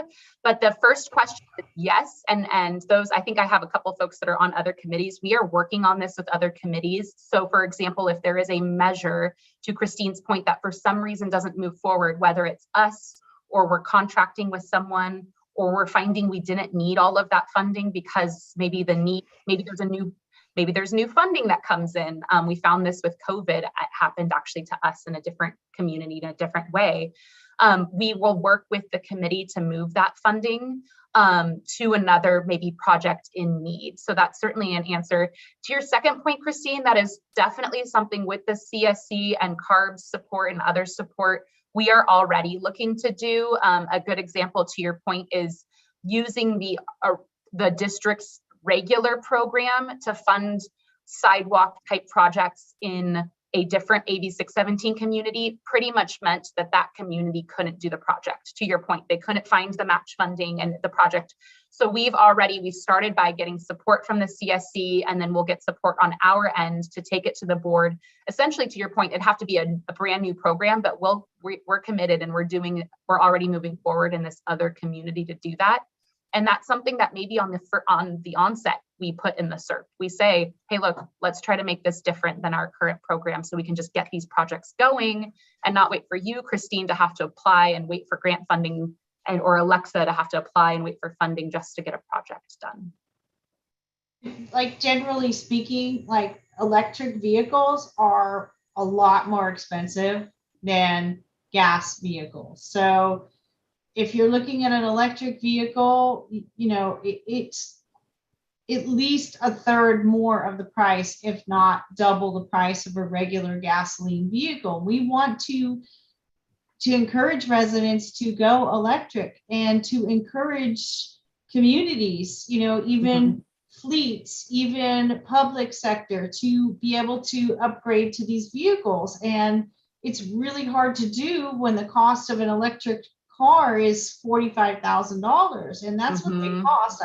I've test driven most of them, and for the electric trucks, Ford says the baseline price is going to be $55,000 for an electric truck, but I suspect that when they actually roll them out, it's going to be higher. And so therefore, you could see how I'm dismayed with the fact that a program through AB 617 might only fund $20,000. I mean, that's putting way too much of the cost on the residents, and even for the public entities who are trying to do their best to comply with the climate change initiatives and the goals of being fully electric. It just puts a huge burden in disadvantaged communities to actually achieve the goal of going electric. And I was going to say, Christine, we hear you. That is exactly why we created this budgeting tool, to get that direct feedback on those opportunities. The cost that is in the tool currently, but again, we're looking for you all to provide that feedback for the resident vehicle incentives is an increase. It's matching actually the after commitment. It is an increase from a regular district program, but I hear you, and certainly we're looking for that feedback on the tool. I think you're definitely teeing up exactly why we want to have these conversations. And so unless, Daniela, if I can maybe start by sharing my slides, because to Christine's point, we're going to go quickly measure by measure and have these discussions maybe with some visual context in front of us, if that helps. But so Mario, can I wait to get to whatever measure you're about to discuss, so that way we can kind of go through these? Mine is just a very easy, it's a couple words. Okay. I was just mentioned that there's electrical buses available right now. I'm just wondering why the school haven't got them. Yes, that's a great point. And that's actually a great segue when we get to that piece. We are committed to, or it was a suggestion, and I'll get to that slide that talks about electric buses. I actually have some of my incentives folks here that can help answer questions too about what's currently happening and why the 617 program can help supplement or support. So I'm going to share my screen with you all. This was sent out to folks. It is also in English and in Spanish on the same slide. And I'll just kind of guide you through what I'm going to talk about. So the first thing, and you saw a preview of these in Christine's presentation from the city of Arvin, but really we're kind of showing you based on the number of comments we received in those sticky notes. That doesn't necessarily denote priority, right? Maybe someone hadn't thought of the one great idea that someone talked about later, but just overall, the two of the main, or really the 5 main things we heard many comments about was the urban greening. So that's planting trees in the community. vegetative barriers, which is also planting trees, but those are trees that block pollution. So they kind of are planted in a very strategic way.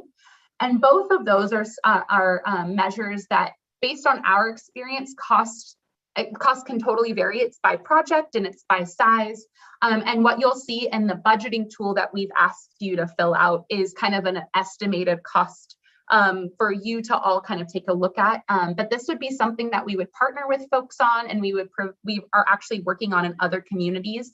These are not district programs. These so far have only been happening in CERCs, so communities that have are CSC communities. Our third one down here, and everything with an asterisk, by the way, means it is either not a district program, or as of right now, this number here is bigger than anything that's at a district program. So it's increased, for example. We already heard about the truck reroute study a little bit from Christine, and I think she made a really good point about we have an estimated cost. It was the #1 actually suggested comment. And it's something that we want to make sure we bring our partners in and leverage what's already happening. So that means take a look at what's happening and how can we support that. So right now there's an estimate for doing that study, but we'll work with the city and the county. To Christine's point, maybe we don't need to spend money on it. And the only thing we need to do as a committee is support it by bringing folks in. So we'll clarify, we'll help provide those answers, but that is in that budgeting tool for you all to take a look at.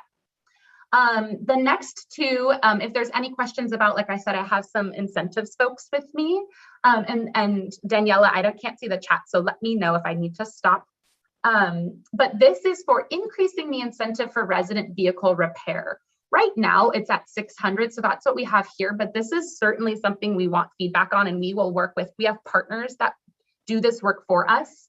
And one of the main comments we've heard from folks is, okay, what is different in this particular measure that would happen if it was a CSC or CERC measure? And the difference in this case is that we would host a particular event and prioritize folks that lived within the boundary, but we're certainly open to discussion if increasing this incentive amount per that budgeting tool that we'll send out to folks maybe makes more sense.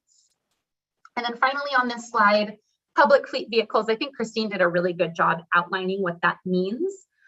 So I don't know if there's any questions about what that means, but essentially a public fleet would be anything that is owned by a public agency. And so those cars get replaced on a regular basis, usually per kind of the agency. And so in this case, they would be getting an incentive to help them with that. Right now, if you were to go through the regular program, there is a restriction on the number you can do in a year. And you also have to wait in line. And from my understanding, there's a pretty long waiting time for these vehicles and for this incentive. If we were to do this, whether it's the same incentive or an increased incentive, this would be a separate pot of funds, and the public fleet manager for either the city or the county or whatever public agency within the jurisdiction of that boundary could not have to wait in line, and there would be no cap for how many they could do in a year. So there are benefits outside of just the incentives amount.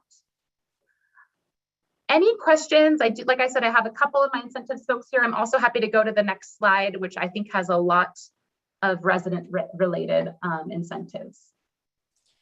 No questions in the chat, Jessica. Awesome. All right, I'm going to go to my next slide. Oops, I'm sharing it on PowerPoint. Here we go.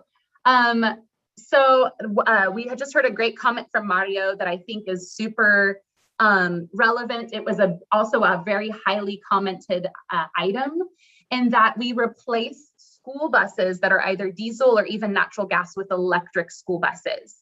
We currently do have a program, but it is not open right now. There's actually a waiting list that is waiting for like the next round of funding. And so for districts that were kind of mentioned earlier about how there's different school districts and jurisdictions, we would work directly with them and provide an incentive amount that allows them to change out their bus, and work with them if they need to find infrastructure for that project. That could be a part of that as well. And so that's how that program works. And what we've done is after we've adopted the CERT, brought the school districts to meetings, or fleet managers or people that are in charge of that, to meetings to help answer questions. Maybe, if to Mario's point, answering, hey, why haven't you already done this maybe they were available for funding and they didn't apply, or maybe they applied and weren't on the list. So this will allow them to be kind of moved up on the, or just in a separate list that gets funded immediately. We've talked a lot about sidewalks and lighting, so I don't know that I need to explain what that is. We had such a great presentation. I so appreciate the folks that were here from the city and the county talking about just not only the need, but you saw those big numbers. It's really expensive to pave and add sidewalks and lighting. And I'll even say bike lanes was kind of a part of that whole thing, even though it's on a different slide.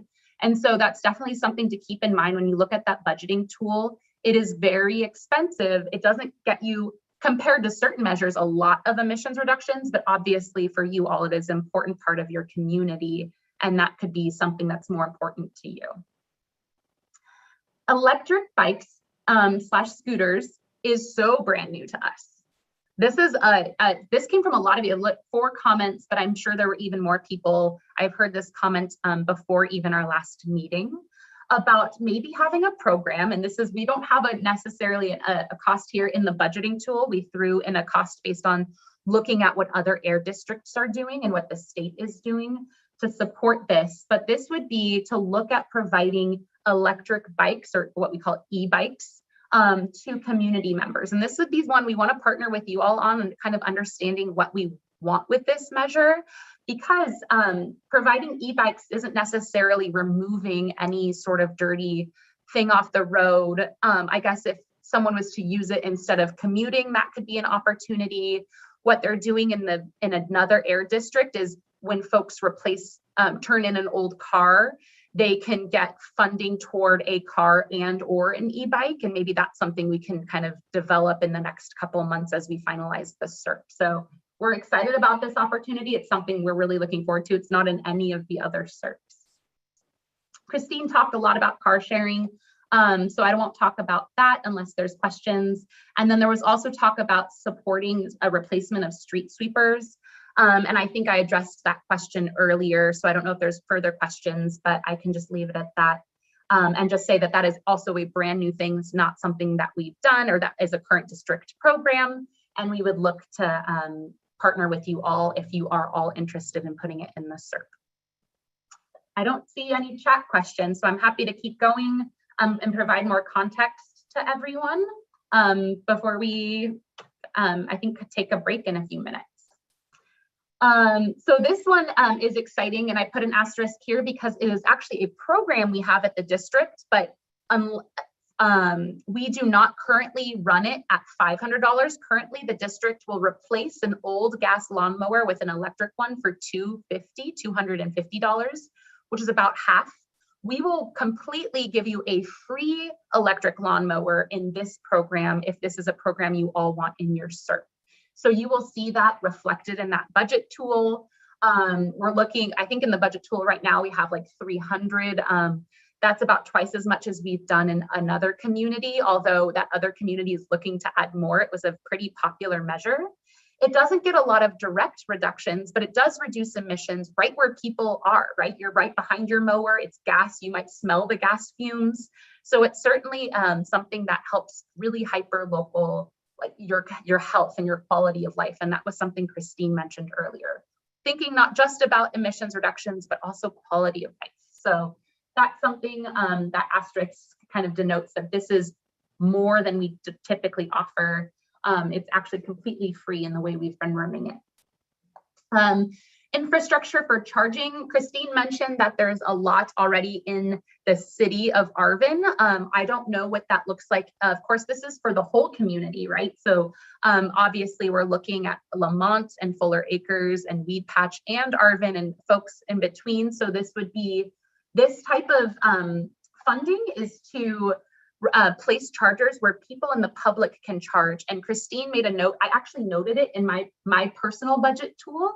And something that you can do too when you get here is I put, city has several, maybe focus in public and affordable housing. So that's a type of note you guys can add to your worksheet when we get to it. But focusing, that's certainly eligible, is to place it at public housing places, basically places where people live. I heard that from Christine and from others, so that's a great comment. Increase incentives for residents' vehicle replacement. So this is a program that we have where you're a resident within the boundary can replace their vehicle through a program that's run, as was mentioned earlier, at the district. But although we run it currently, we do not run it at this level. I believe we run it at around $14,000. And so this would be a big increase and to run it at $20,000 per vehicle to replace an old vehicle with a newer vehicle. In this case, you don't have to buy a brand new vehicle, it can be used. And oftentimes we find that it comes in under 20,000 for the types of vehicles that are being replaced with. Although, once again, I'll just kind of keep repeating that in that budgeting exercise, you can certainly go in there and talk, maybe even note that kind of some of the stuff that's already been mentioned already. These last two down here, each received kind of two separate comments. One was replacing commercial lawn and garden equipment. So not lawn and garden equipment that you maybe use on your own lawn, but lawn and garden equipment that maybe a company uses, or maybe folks use maybe because they own a business that mows lawns. And so they're using bigger lawnmowers, right? Maybe the riding kind. Those are much more expensive. They're huge. Replacing them we're finding actually, there are a lot of people that are, it's a concept that they have to wrap their heads around. And so outreach is important in this measure, but it was something that folks wanted to include. So definitely as you go through and try to understand, let us know if you have questions. Even right now, if you have questions about it, like I said, I have folks with me. But this would be aimed at maybe a handful. We could work with the city or the county to say, hey, how do you mow your lawn? Do you use someone that rides on their lawnmower? Let's replace it. Let's fund it. Because that's a big source of emissions, again, very, very locally, maybe not for the whole county or for the whole boundary, but for someone who's sitting on it, it would be great to replace it. And then finally, there were some comments. One was about actually incentivizing. The other was just bringing awareness to the fact that we want to reduce open burning. So we talked a little bit about burning of agricultural waste. So like you might see those piles that folks light in fields when they're allowed to per the district. And so a lot of folks have already learned that they can go through a district program or not go through the district program to chip their material instead of burn it, which is obviously much fewer emissions because now it's just little pieces rather than lighting it on fire, if that makes sense. And so it's something the district currently does offer, but maybe setting aside a specific amount of funding if that's what you're interested in. Or even just raising awareness, we can just kind of see what you all support in adding into the SERP. And that's the great thing about having this budgeting tool you'll all get a chance to look at. I do see some chat comments, so I'm gonna open and see if they're related. Oh, great. Janine answered them, but maybe I'll repeat out loud. So Jesus Alonso asked, when we talked about replacing older vehicles, how old is old? And so currently, this is kind of a more recent amendment. It is now for 2006 and older model car years, which is actually a reflection of a lot of work a lot of you have done through us and through the program we operate here at the district on a whole to make sure that people like 2006 at this point, we're in 2022, and those are older. And we used to make it only 1999 and older. So now a lot more cars are eligible. So great question, Jesus, and thank you, Janine. I think this is my last one before we have a break, and then I'll definitely take Mario's question. And the bike paths, to Christine's point, it says up to 150. That is kind of currently how we've done that program. You are all hearing kind of the back and forth that I've had with Christine a little bit, and just to reiterate my answer to her earlier question, this is something we can certainly, even in putting in the SERP, look to remove or adjust the cap that the district usually has on these types of programs to make sure that we're actually getting projects funded. So it's something we'll have to get, again, buy off from you all that we can, we want to support more funding for that. Also buy off, of course, from the district's governing board and from CARB that we can fund these. This is all CARB state funding, and so we have to make sure that CARB approves of that too. But I just want to iterate to Christine's point that is what we've suggested, and to support that. in the budget exercise that I've shared, we've put $2 million, which is much, much higher than 150,000. So just to kind of iterate our support for making sure that we can fund projects in a much more robust way. Two big things that get a lot of emissions reductions, as you'll see in the tool, are replacing heavy duty vehicles. We've talked a lot in this group about the emissions inventory, right? So what is actually causing emissions? And we talk a lot about trucks, which is why we want to reroute them, right? We talk a lot about diesel. So that's anything that burns diesel fuel has a type of pollutant that's very toxic called diesel particulate matter. And main sources for that are certainly on-road trucks. So replacing diesel trucks with electric or as close to near zero as we can get, depending on what's available, is one of the measures that folks suggested. Another is, of course, replacing old tractors. You might know someone or you yourself might have an old diesel tractor. We have a program where we can help support that. And the reason that this would be this type of measure could support the community differently than our regular measure is that this, again, would be a set aside separate pot of funding that you would all not have to be first come, first serve versus everyone in the valley to get. It would be first come, first serve within the community. So it's definitely a faster way to reduce emissions in the community. But again, however you all want to support that, we will see the consensus from all of the budget tool feedback. Are there any questions from, I see Mario's hand is raised, or about any of the incentive stuff we talked about before our incentives folks take off?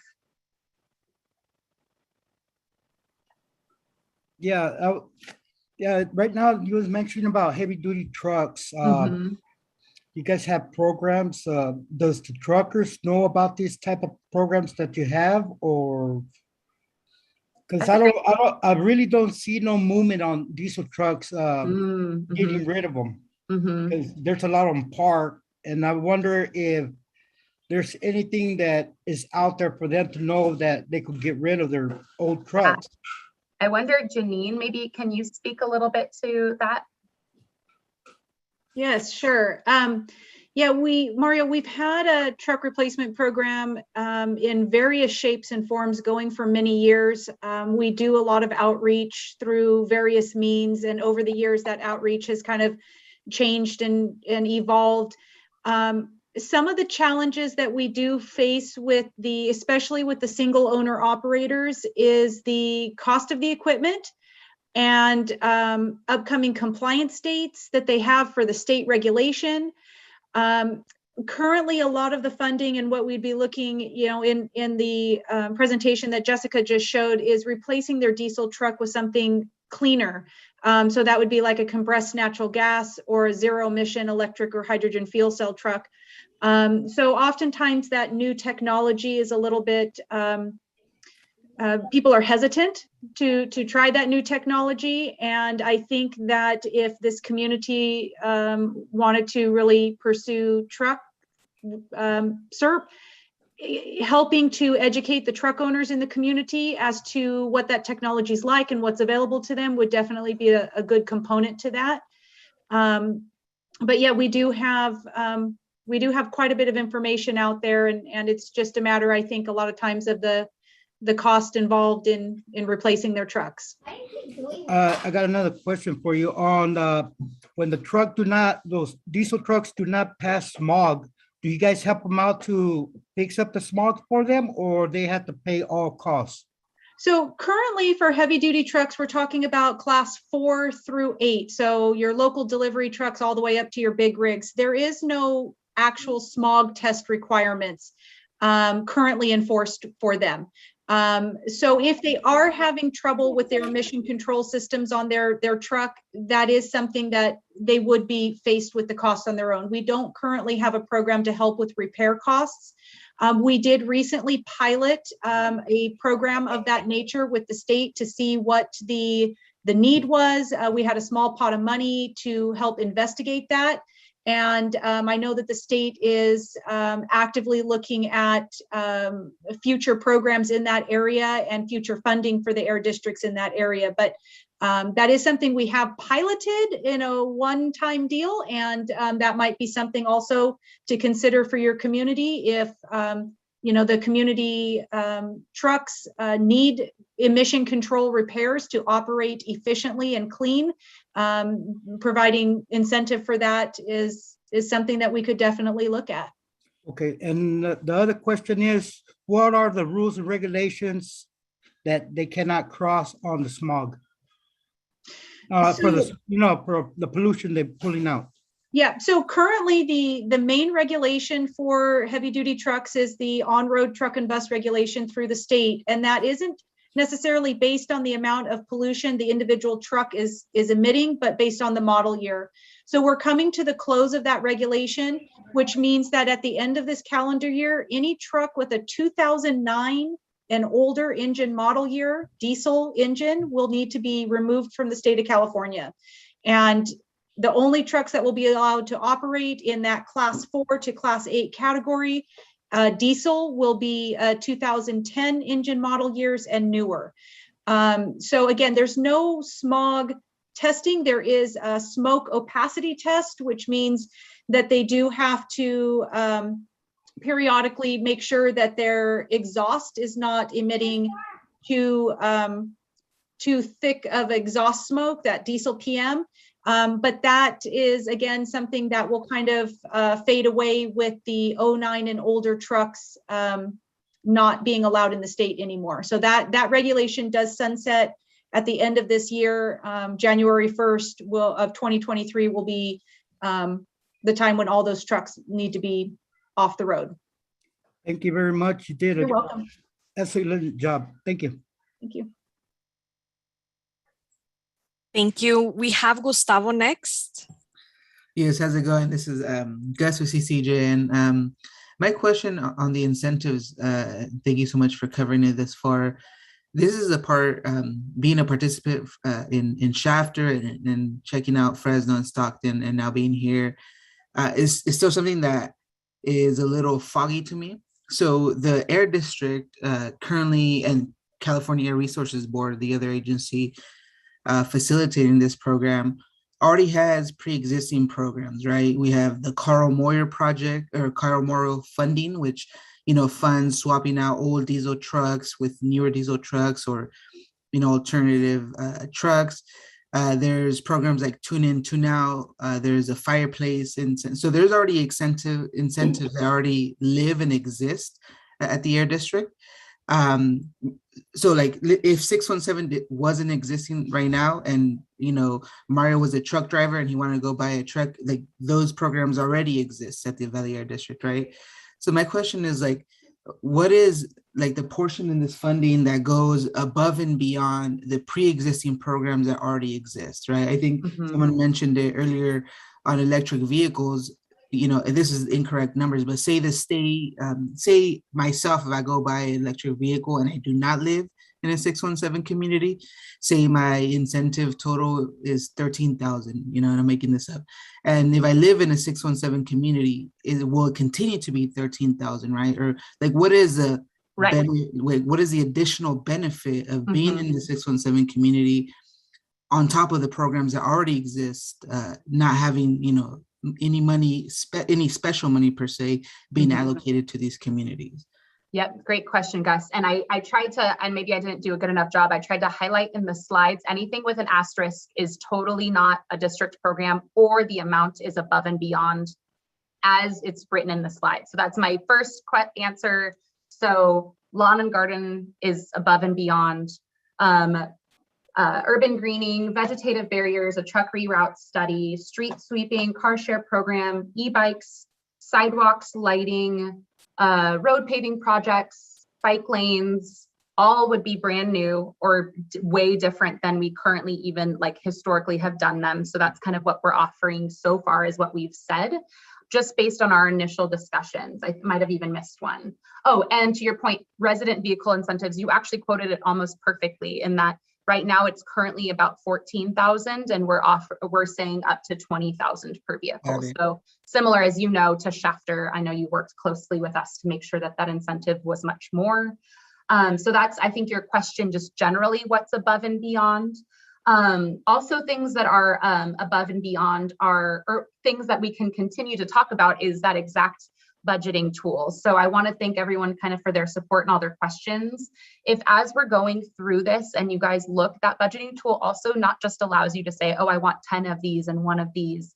And maybe I can just share on my screen a little bit later after we kind of move on, that you can also suggest a different amount. So say you feel like, to your point, if you're an expert in something and you feel like, okay, 20,000 isn't enough, even though it is already above and beyond, I think it makes more sense to do the full amount, for example, if that's something that you're suggesting. We're totally open to that discussion, which is why we created that tool. Finally, I just want to say, and maybe Janine can help me out here. Right now, all of our district programs are valley-wide. So I would say without 617, if we just took the 617 program, the programs that are outlined here that are related to district programs, and say we funded them at the same amount, the amount that we would allocate here just for Arvin and Lamont would most likely not happen within the time frame of the SERP if we just used regular funding. It would be first come, first serve for the whole valley. Sometimes we do projects that are RFP based, so they're ranked. And so it wouldn't even be first come, first serve, but it might be prioritized in a different way, and those programs wouldn't happen. But to your point, we tried to make sure, and let me know if I'm mistaken here, but in the budget exercise, anything that was for a resident specifically has an above and beyond amount in the kind of first outline, first proposal in this budget. But we're definitely open to all of the feedback, which is kind of what that tool is for. So I hope that helps answer the question. Yes, it does. Jessica, Thank you very much. Sorry, Gustavo, I didn't mean to speak over No, you. no worries. I just wanted to add to Jessica's comment there that, you know, when we look at the district's existing programs, she had mentioned caps and things of that nature. A lot of them also have what we call a cost effectiveness cap, how many dollars per tons of emissions reduced. And I think Christine Vitarelli has a comment in the chat kind of leading to this point also, that those cost effectiveness caps can oftentimes severely limit the amount that we can fund. So when the community members are looking at these different measures, if there is something that they really feel strongly about, we can definitely look at all aspects of that, the various funding caps, as well as the total incentive amount per project. So you know, there's multiple areas there to kind of consider increasing or adjusting to meet the community needs. Thank you. And then just the last part to my question. Thank you very much for asking that. I'll make sure to read the legend, and hopefully it's described enough to where I could, you know, detail it. And the other part was, and this is probably like an action item for follow-up, but once you move around the designation of, say, money invested in each SERP, the amount of NOx and PM 2.5 levels out. My question is, like, theoretically, what is, if we were to just say we were to become in attainment, right? We're in a non-attainment area, the San Joaquin Valley. If we were to become in an attainment, numerically, what would that look like? And just, I don't know, maybe this is like a bigger project, but yeah, numerically, how would that look like if we invested $30 million in this region of South Kern? Will it reach obtainment? Will it reach halfway to obtainment? Or, you know, I don't know. That's probably like a bigger thing, but something that I definitely want to follow up on. It is, and it's a great question, Gustavo. What you're talking about, and for those, just to kind of give context to Gustavo's point, on a air district regional scale, so the full valley, before 617, we focused primarily just on the region as a whole. And that is because there is a level at which per the federal law, we have to try to attain or meet in order to be in compliance with the standards under the Clean Air Act. And Gustavo's question is, right now, the Valley is not in attainment for many of those standards. We are in attainment for some, but many of them, we still have some time and a little bit to go. And so Gustavo's saying, well, how much will this help us? And so, of course, as you all know, 617 was about pushing, like yes, attainment, we need to keep going, but we also need to work directly in these communities and not think regionally. So that's the big push. Gustavo's question, though, is a big kind of modeling effort. So meaning it's a lot of lots of different people and lots of different computer programs that go into deciding that. But your question, Gustavo, is happening in every community. And it's something we're committed to looking, partnering with CARB on. We've partnered with OWIHA on not just understanding, like what you're saying, the levels, but also understanding the health impacts, which is something Christine mentioned as well. So I think what you're saying is just an important thing to keep in mind, and maybe something we write into the SERP as a kind of a health component and a global effort component for the whole area. Great. We have one question from María García. Buenas tardes a todos. Tengo algunos comentarios que les quiero hacer. Como ya todos sabemos aquí en estas juntas que tenemos, ¿verdad? Nuestras comunidades son una de las más contaminadas y algunos de los problemas de contaminación que tenemos en la ciudad de Arvin y de Lamont es de tantos pozos de petróleo y gas que hay, lecherías, los files que tenemos rodeando a nuestras comunidades, los pesticidas que rocean esos files.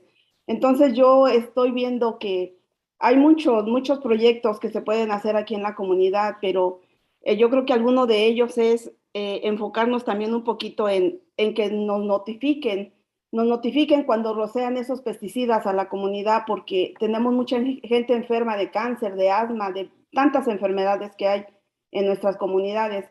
Entonces yo creo que sería muy bueno que nos notificaran cuando van a rociar esos pesticidas para reducir la contaminación que tenemos aquí en Arvin, que es un problema muy grande, ¿verdad?, de nuestras comunidades. Otra cosa que yo he mencionado en algunas juntas es, que ya lo veo también en la lista, es poner las vallas de árboles, ¿verdad?, que protejan un poco a la comunidad de todo ese polvo que se levanta, que no es nada más el polvo, es el polvo que ya va con los contaminantes de todos los pesticidas que rocean, y ese polvo va lleno de contaminantes que lo absorbemos nosotros, ¿verdad?, como humanos. Y también que nos enfermamos por ese polvo contaminado que llega. Otra cosa es las lecherías. Las lecherías es un foco de contaminación muy grande en nuestras áreas. Y yo pienso que hablando con las personas, los dueños de esas lecherías, que pongan también de su parte, no nada más que se les dé incentivos, ¿verdad?, de que hagan, sino que también ellos hagan de su parte, que renueven todo su maquinaria, todo lo que contamine, que hagan cosas para la comunidad de que está contaminando mucho el aire. Entonces yo pienso que ahí también se debe de hablar con estas personas que son dueños de esas lecherías. No nada más que ellos esperen a que se les den incentivos para comprar tractores o para comprar maquinarias o para comprar todo.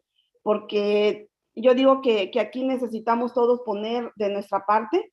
Y si este programa, la 617, escogió a Arvin y Lamont por tanto que luchamos para que estuviera aquí en nuestra comunidad, yo creo que tenemos que ver por las áreas todo lo que nos está contaminando, Las compañías de petróleo y gas también deben de poner de su parte para checar todas esas pompas de petróleo que tienen adentro de la ciudad de Arvin y que vean qué tanto es lo que están contaminando en la ciudad. Entonces, porque aquí estamos hablando de reducir la contaminación, ¿verdad? Ya van a poner ustedes los monitores para que estar viendo qué tanta contaminación tenemos. En otras ocasiones hablamos también y hemos pedido de la 223, que pasan los camiones pesados en medio de la ciudad. También escuché a la señora Christine que dijo que está un proyecto en mente de hacer un libramiento, nosotros lo llamamos en México así, libramiento, donde pasen esos camiones pesados, ¿verdad? Que no pasen por el medio de la ciudad. Qué bueno que ya lo están tomando en cuenta y que están tomando en cuenta la comunidad de todo lo que queremos, ¿verdad? Entonces, eso es lo que yo quisiera que ustedes pusieran un poquito más de enfoque en todo esto y que piensen en la comunidad, en la contaminación de la gente, de que nos estamos contaminando con todo eso que están echando al aire, ¿verdad? Y quizás estoy hablando mucho, pero eso son mis inquietudes y era lo que yo quería comentar. Thank you, Maria. I do want to share with you all much of what Maria just mentioned is actually in a set of slides. We have, of course, more than just the incentives measures. And so I did want to we did want to build in a 10-minute break, but also want to be cognizant it is a 3-hour meeting and we also want to end at 7:30. So maybe I'll just look to Daniela. Maybe, I don't know if we can ask people if we'd rather kind of maybe take a couple-minute break and then power through so that folks can see the other kind of, we have enforcement measures. So making sure we work with sources on making sure they comply with the rules. We also have measures that talk about pesticides and partnering with the Department of Pesticide Regulation. So a variety of other things. So I don't know, Daniela, if we want to ask folks if they're okay with a shorter break or if folks want to move on. I'm open to whatever. Maybe I'll look to Gustavo Jr. as well. Yes, thank you. And thank you, Maria. I do want to recognize that you're not talking too much. This is exactly what you should be sharing. And so just thank you for sharing that, Maria. Gustavo, do you have a preference? Maybe we could do a 5-minute break just so that people can do a quick bathroom break, grab water. Does 5 minutes sound okay instead? Yeah, defer to the public for sure. So is anyone not okay with taking a 5-minute break instead of a 10-minute break? And of course, if you need to, take do anything different while you're hearing the rest of the meeting, if you need to take your camera off and rest a little bit, your camera, you can do that as well. So we'll just start that timer for 5 minutes. Feel free to grab some water, take a little break, stretch. I know I'm going to be stretching right now, so I'll kindly bring us back in 5 minutes. So at 7:03.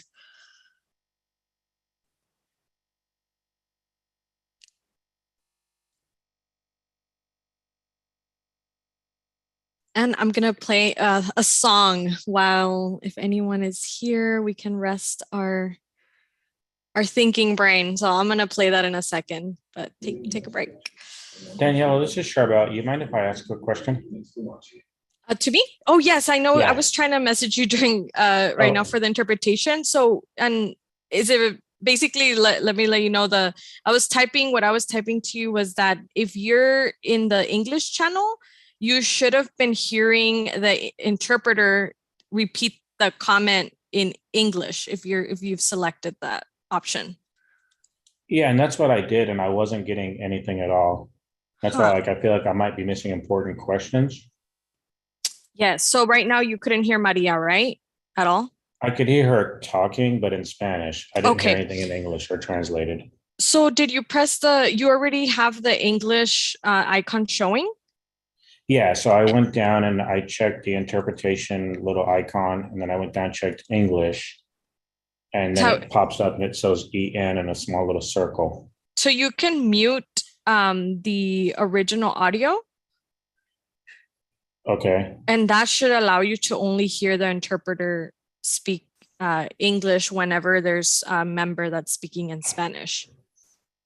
Okay, so then do I have to unmute it when somebody is speaking English? Because I did that and then I couldn't hear when they went back to like somebody was speaking in English. I couldn't hear anything at all. So one thing I would recommend is definitely to turn it off and then turn it back on. Sometimes there's glitches. And then if that doesn't get resolved, we can ask the interpretation team for some support in troubleshooting that as well. Okay, I'll try that. Thank you. Okay, and let me know, like I can, I'm not sure if they're also taking a break. So maybe once they come back, you're there. Okay, so we can practice right now, Charbel. Okay, so right now I have it completely off. And now I'm going to switch it back to English. Okay, now it's back on English.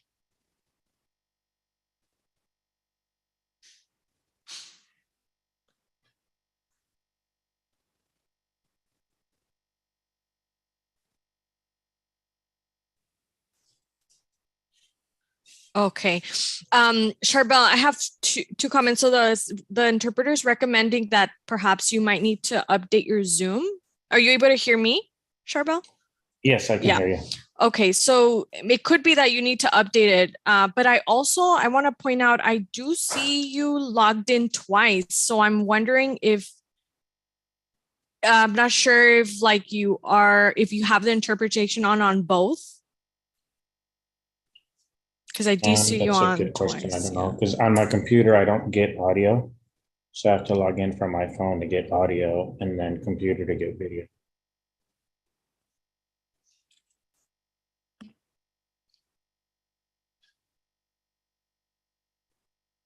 Okay, so now I have it on both. What do you recommend that they do, Tanya?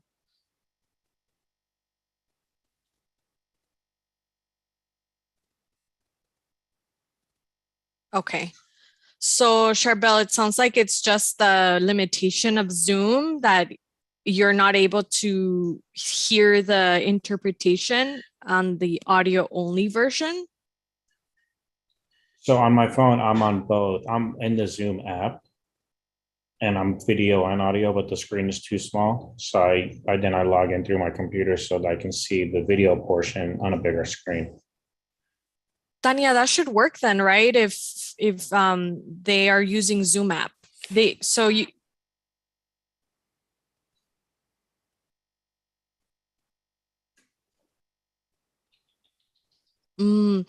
so Charbel, what you can do is go to your audio app wherever you're hearing your audio. You should be able to pull up the app and just confirm that you didn't click the conference line, and that if you are in the Zoom app, then you can go ahead and click the 3 dots. So rather than looking at your computer for the interpretation, you would need to look at the 3 dots in the phone, and I can display that. Let me see if it. Okay, let me do that. So I'm there now. I went language interpretation, English, and then should I mute original audio? Yes. Okay, I did that. Okay, so I did that on my phone now. Okay, so now I see it popping up on my phone, but not on the computer. Can you hear Tanya, Charbel? No, I just see like a Only transcript at the bottom. No, Tanya. Daniela, she just wrote in the chat, for English speakers, they do not need to mute the original audio. Okay, let me go back and change that. Okay. Maybe that helps.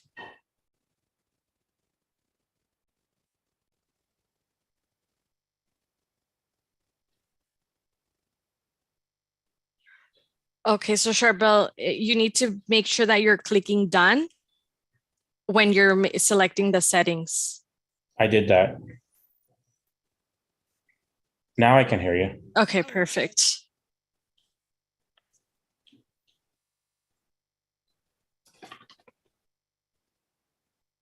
Okay, all right. Beautiful. Thank you so much. Sorry about taking up all your break. No, you're good. You take a quick break yourself. We'll reconvene shortly. Okay, so thank you again. Yeah, no problem. Take the time you need. For the rest of us that are here, hopefully everyone got to take a short break. Kindly, if you had your, if you're able to join us back, finish up the break you were taking, and we are getting ready to go over 3 other important categories. So I'm going to look for a few more cameras on, but again, if you need to keep it off and just take a little stretch break and you rather us not see you, like, you can continue to take care of your needs. Okay, I think I see enough cameras on here, Jessica, that I think we can reconvene. Thank you. Awesome. Thank you all so much. First of all, I just want to reiterate, I know this is a lot of work and it's been a long evening. We've already heard such great feedback, and I think not just feedback on the CERP measures themselves, but also feedback for the CERP and what we can prioritize just in general, like our principles that we're kind of developing as a CSC. as well as maybe some feedback for us on how we can continue to present information at future meetings. So I'm just appreciative of you all. We do have 3 categories, but they are each 1 slide. And so I just wanted to let you know that it is not 3 more of the same length. And I do have folks from our team for each of these categories with us today. So if there are questions on them, I will kind of defer to them. So I just appreciate you all. Again, please ask the questions, and we do have 25 minutes to just go through 3 slides. So I think we can do it, and we're just so grateful for you.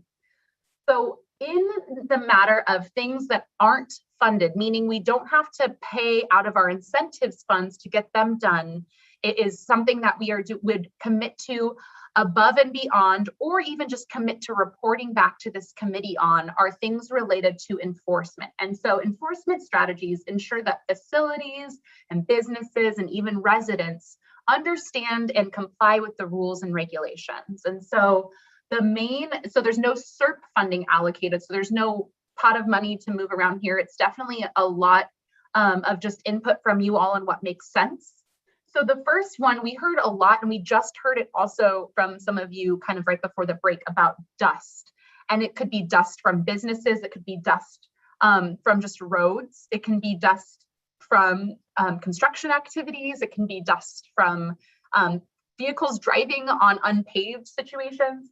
We have regulations for that, but one of the things we can commit to, and we've committed to in other areas, is to enhance the enforcement of those dust or dusty situations. So in some cases, that's meant going out more often at kind of during the dusty times of year, specifically in the boundary. And that would be above and beyond what we typically do, which is already a pretty robust enforcement of the dust regulations that we have. And so if you have questions about what those dust regulations are or how those are implemented, I do have a team member with us tonight to help with that.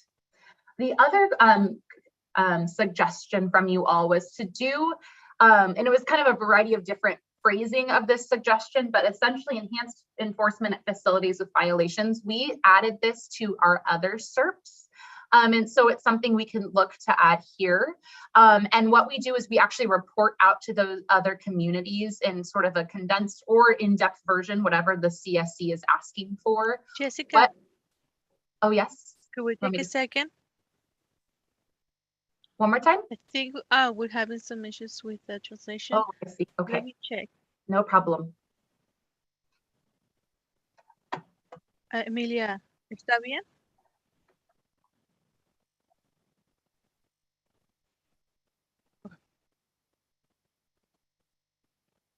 Are we good?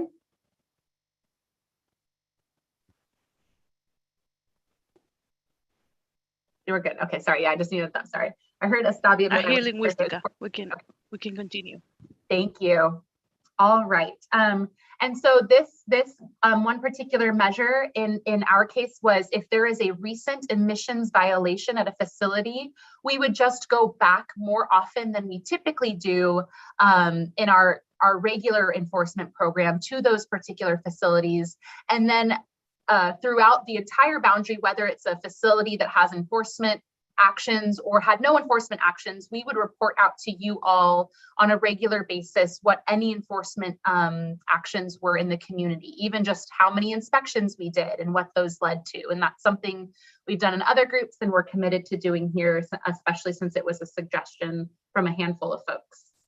One of the suggestions is something we actually are finalizing translation on, and we're actually committing to doing this before we even finalize the SERP, is we are going to get out to all of you, kind of related to this one, a list of all of the sources in the community, location, so how close they are, kind of related to sensitive receptors. We already have a map and we can share that with you all once more, as well as enforcement history. So taking a look in the last 3 years, what actions have we taken or what violations have happened?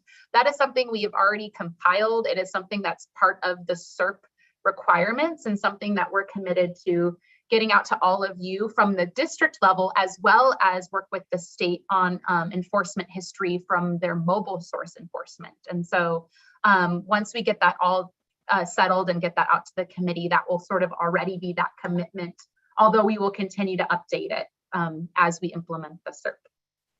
One of the suggestions is kind of related to a very early comment that Gustavo made and Mario supported about working with businesses on how they can help the community. And so in here, it's sort of, it's one of the suggestions that came up. It's something that we offer the district when it comes to settling. And so we can certainly continue settling, meaning if someone has a violation and they have to pay, then maybe alternatively, they can participate in helping their nearby community. And that was one of the suggestions that you all came up with, and something that we can work into the SERP and work with you all on.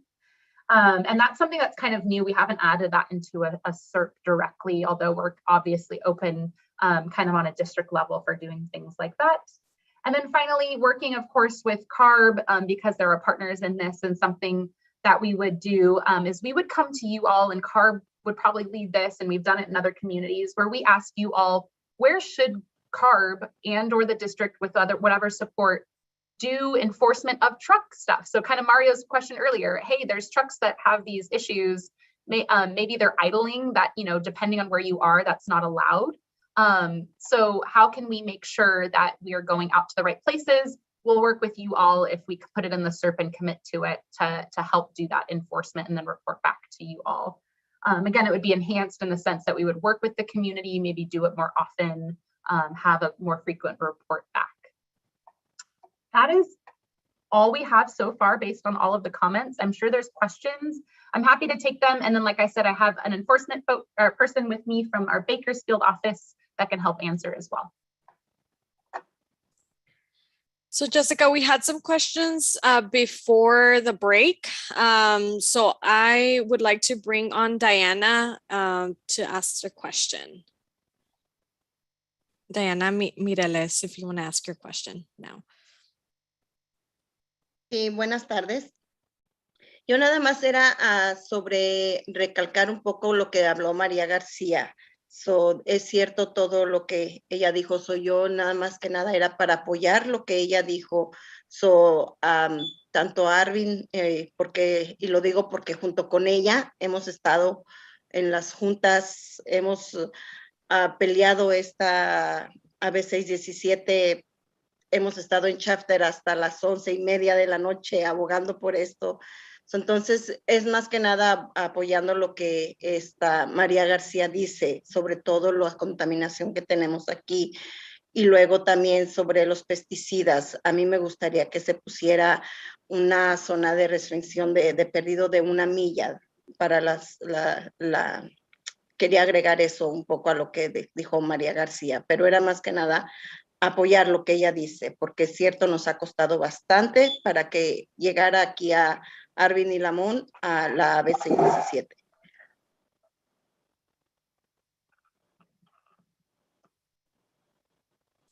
Thank you, Diana. Gracias. We have another, we had previously a question from Ivanka. So I'd like to invite you, Ivanka, to share your question. Thank you. For those of you who don't know me, I'm one of the CSC members on the Fresno South Central Committee, and I'm the alternate for Emma De La Rosa because we both work at Leadership Council and are following 617.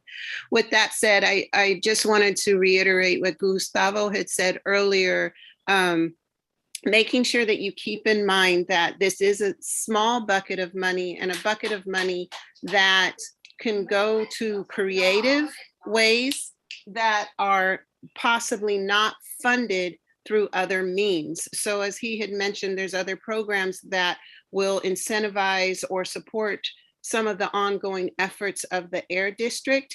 And I just wanted to make sure you're keeping in mind that in Fresno, we really wanted to use some of the funding for measures that may not necessarily fall into what's already happening. And then also for the truck reroute study, I know it's a different community, it's a smaller community than Fresno. However, I want to make sure that you're staying aware of a truck reroute study that when, even if it's being funded already for Fresno, yes, there are city funds that went towards the truck reroute, but we also added to make sure that some of the CERT measure funds goes towards the health study to make sure that it's not only we know what we know, that there has to be a truck reroute out of community, but the data, the scientific health benefits and the impacts are included in there. So there's no question of why this needs to be rerouted.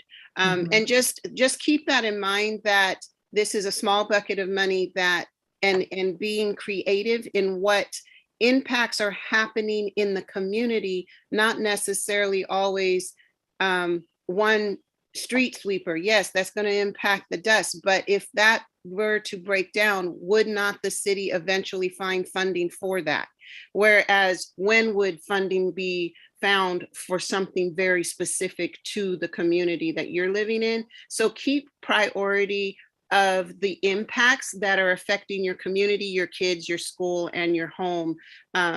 The whole air district, like Jessica said, regionally, there are things in motion already that are looking at the macroscopic level, but this is an opportunity to really look microscopically and specifically at your community. Thank you. Thank you, Ivanka, for that comment. We can go with Odon Chavez next.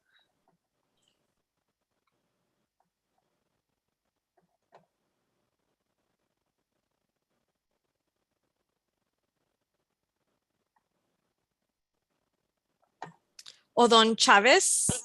Ahí está. ¿Sí, aló? Sí. Sí, yo nomás también venía también lo dijo también tanto dijo Diana Mireles como María García también o sea, de lo que está diciendo sobre todo eso, de lo que estamos haciendo sobre las vallas, la contaminación que tenemos, es apoyando todo lo que hemos dicho, para que pues, nuestra comunidad, tanto Lamont como Arvin, pues hemos luchado bastante, hemos estado en juntas y creo que todos esos incentivos pues vengan hasta nuestra comunidad y haya algo bueno para nosotros. Gracias.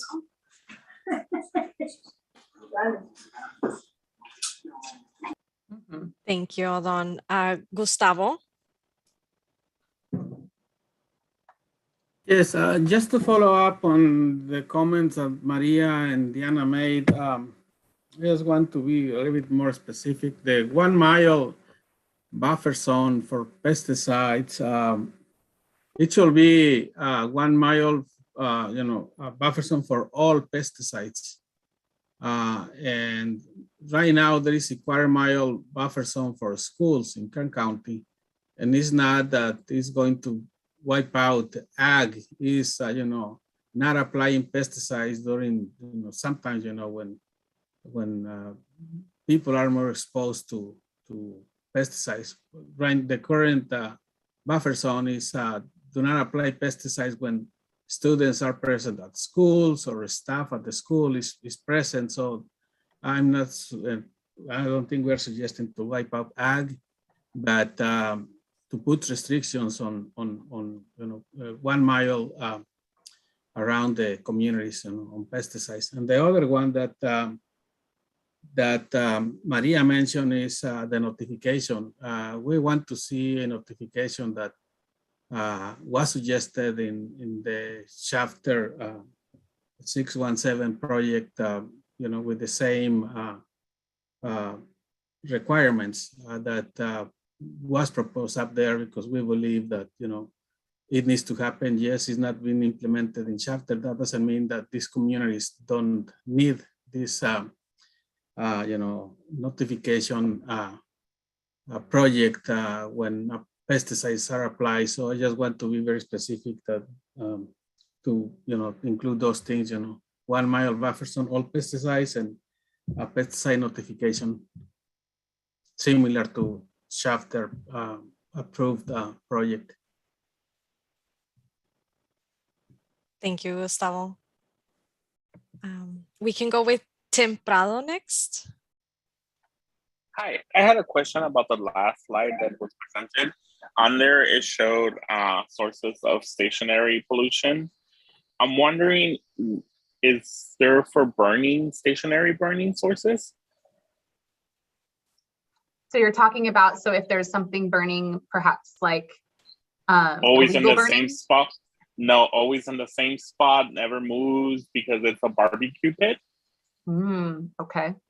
So you're asking about enforcement. So enforcement, I'll just say this broadly, not knowing the exact thing you're talking about, but enforcement would be enforcement of existing rules and regulations. So if it's something that's illegal, certainly it would be something that would be under the jurisdiction, or we could at least as a district go inspect or check it out if it's something that you find is happening in your community. What you're talking about might, depending, I don't know the context, but there are rules and regulations for certain types of commercial cooking. So I don't know the exact context. So it could be a case where we'd have to go out and take a look to see if it's like registered and what type of unit it is.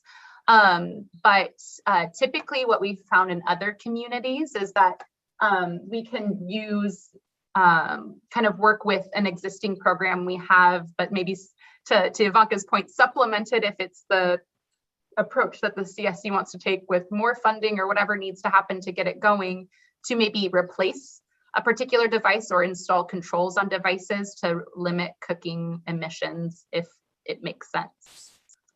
Yes, because currently in Lamont on Main Street, there is 2 stores that during summertime cook and produce or basically grilled chicken, and they use wood, and this creates both ash, smoke, and oil debris that washes off to the sidewalk that belongs to the county. Now, if somebody hypothetically would come and walk through that county sidewalk and slip, the liability falls within the county because they never told the store owners that basically what they're doing may be cause an accident. And there's even proofs of it because you can go on Google Earth and go on Main Street and you can see that a part of the sidewalk in these 2 stores is really dark from all the ash and particular matter coming from these constant fires that they were doing so they can cook their chicken.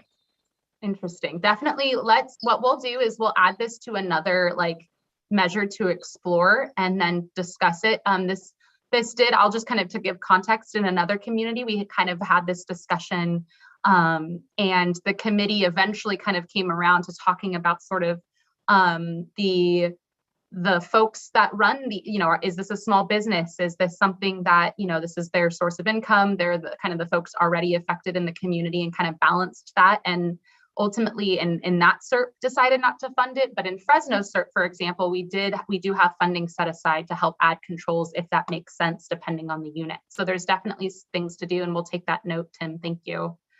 I do have a couple more slides to share. I do see Laura has her hand. Laura, and because we're taking kind of CSC comments, maybe we can wait till the end for public comment, but we'll definitely call back on you if that's okay.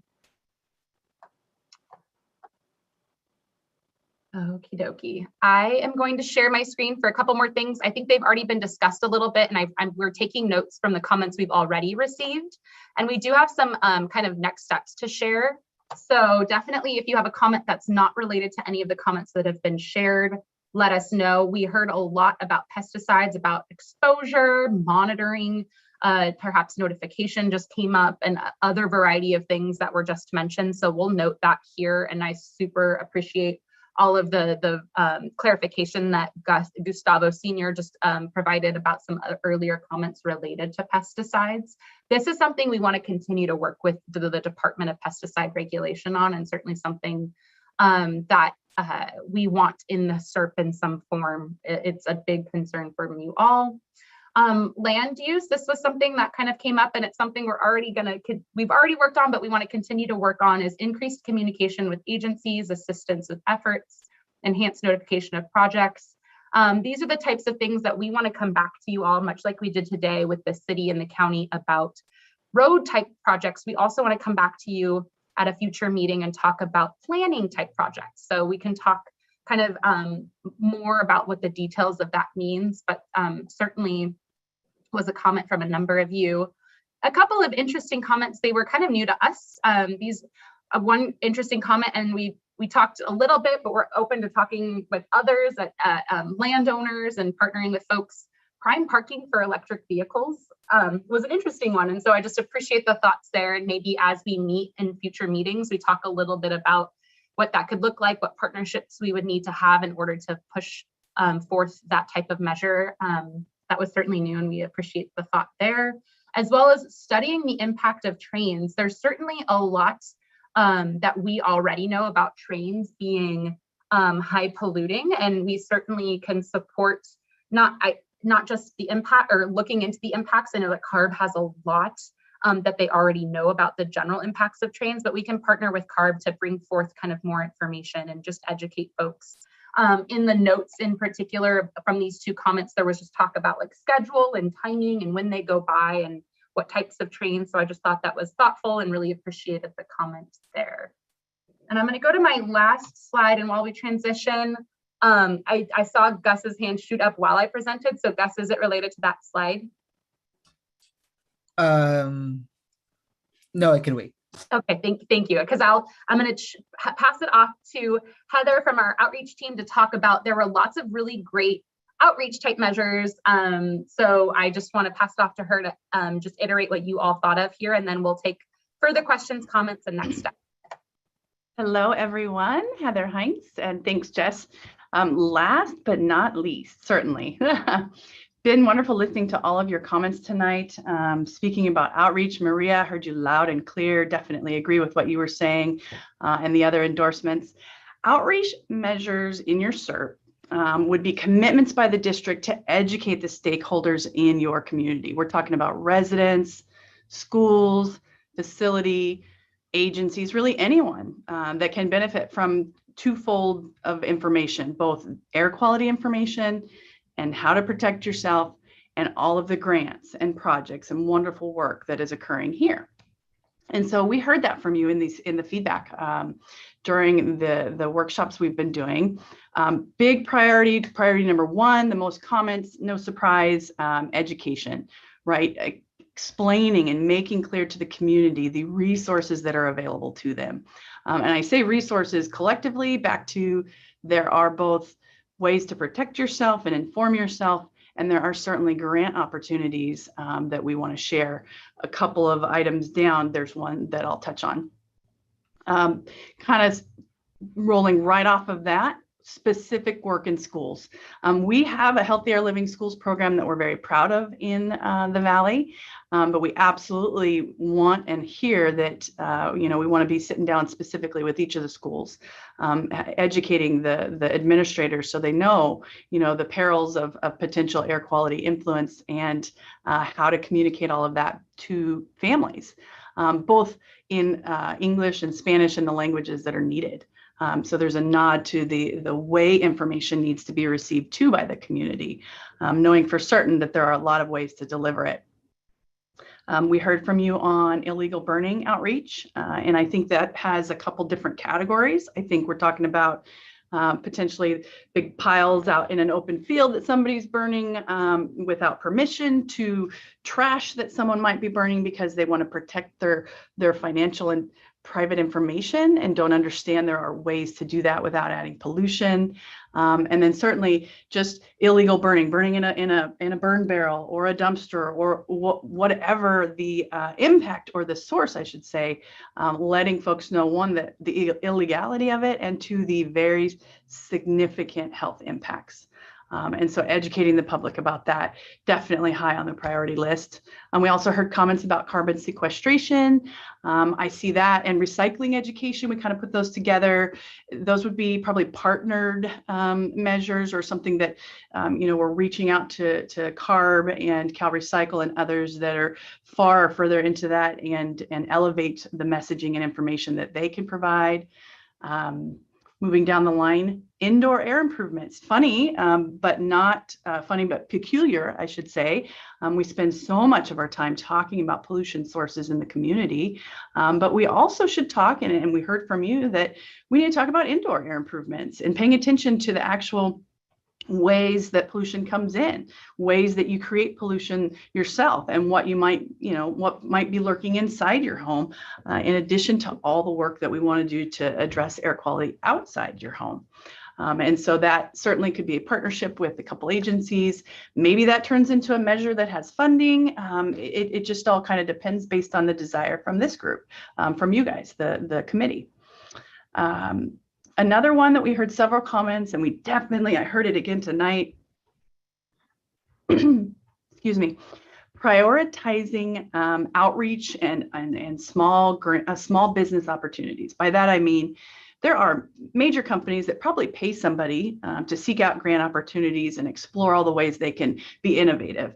But you've got lots of small businesses that, one, probably need air quality education, and two, we should tell them about the grant opportunities available to them. And there's probably nobody there with the time or energy to go find that. And so we want to deliver that into your community and get that right into the heart of the businesses that are making your economy and your community what it is. So we see that as a priority.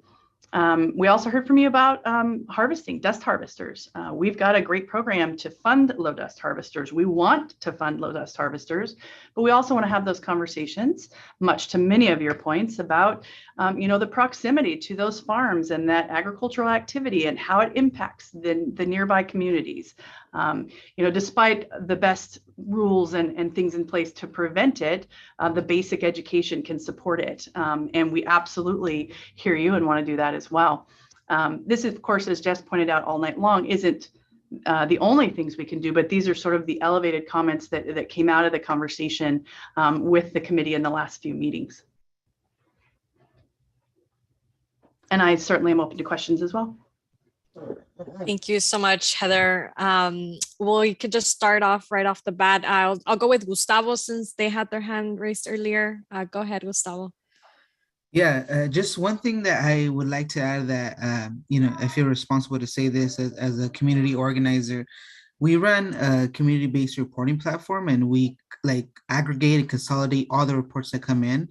And one thing, a lot of it has been covered already, but one thing that I haven't seen yet, and one that historically has been a big problem since the pandemic moving forward, is car shops or folks that are enthusiasts of painting vehicles and doing, handiwork in their homes, but not on a personal level, potentially on a commercial level.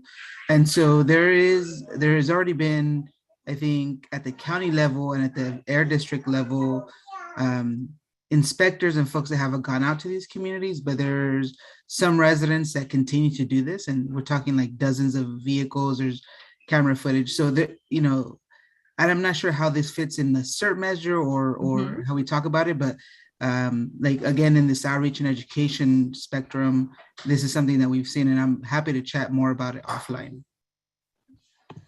Yeah, please. That sounds like a great addition to a community concern and something we can continue, to your point, explore and bring the right people to the table. Odon, I saw you earlier as well. Just want to make sure if you're trying to share a comment or question. And then I'll go to you next, Mario. Sí, nada más por último, pues sí me gustaría también que, pues como todos siempre hemos luchado por nuestra comunidad, que sí fuera algo bueno para cada una, para nuestra comunidad, tanto Arvin como Lamont, para que se vea pues la iniciativa de la C17 y para todo lo que es pesticida y lo que es la contaminación, reducir pues para nosotros estar un poco mejor en la forma de estar en nuestra comunidad, en Arvin y Lamont y otras más comunidades que están en lo mismo. Thank you, Odon, for those comments. And Mario?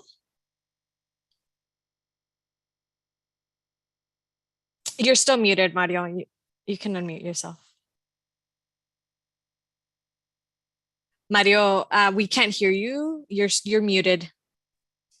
I want to ask that lady if there's any programs for the community to get educated or sending out flyers to make the residents to know what's really going on here in Lamont and Arvin. Do you guys have programs to send out flyers? Absolutely, Mario. We have pretty much any implementation that you can desire, we'll do it, right? We'll head into your community, we'll present to small groups, big groups. We can craft a very specific flyer and distribute it. We can put up billboards, we can do mailers to all the residents. All the things are possible, absolutely. I would like to see that for the citizens in Lamont and Arvin, that they could get educated what's going on in our little town. And not only that, it'll help out to educate them not to, collude or whatever. Maybe they learn something out of it. Yes, totally. Now, I would like to see that if you guys could, do something for that and maybe get some fundings to send out flyers on the mail. Not only that, it'll help out to clear up a little bit of the mess what's going on here in Lamont. I wonder too. I would like to see that. Yeah, I wonder, Heather, next time we present kind of the next iteration of these with all of this feedback, one of the things we do is we outline a couple of those specifics, like we can do flyers and billboards and all of that. I think that's a great idea. Thanks, Maria. Yeah, that'd be nice to have here in Lamont. We got billboards that maybe we could put something there and send out some letters. Yes, to exactly. educate our people. Awesome. I'm guessing most of the residents in both communities get utility bills. We have lots of opportunities to find our way into their households to share good information. I would love to see that, and maybe we could plan that in the next meeting to to educate our people. I love it. And I was going to speak. I don't, before people jump off, I know there's some actual official wrap up, but speaking of next meeting, maybe Daniela, I don't know if we can move to the next steps. I did have one more slide, but it's really related to the next steps. So maybe we can just move on and then we could take extra comments after. Yes, that sounds good. I was going to say another thing about Gustavo was talking about cars, working on cars in their houses and all that. Most Mario, of the people, can I just really briefly, before we lose folks, because we're about 7 minutes over for 3 hours, I want to make an announcement and then I'm happy to continue chatting. Okay. No problem. So we'll be ready for public comment in a second. I just want to announce for you all this great slide, which is we have planned and we've worked closely with the city and with our co-leads and others to do an in-person meeting in April. So this will be at the Veterans Hall in the city of Arvin. And much like Christine described, if you have an EV, you can plug it in. It sounds like there's electric charging there. We will have food for you all. So definitely come hungry. You can bring some extra folks. You can bring the family. We'll have activities, activities for children. We'll have lots of room for lots of folks. And so we're very excited. It will happen at our regular 5 p.m. time, but we'll have food starting at 4:30. So come, we will send you all this information. Zong is actually going to send you an email with more detailed information, but before too many people dropped off, I just wanted to make it verbal, but you will learn so much more. In the meantime, you will also get an email from us with that tool that I just described to you, with more information on how and when to fill that out. So I just wanted to make that announcement before we moved on. I'll pass it to Daniela to do any other wrap up before we come back to comments.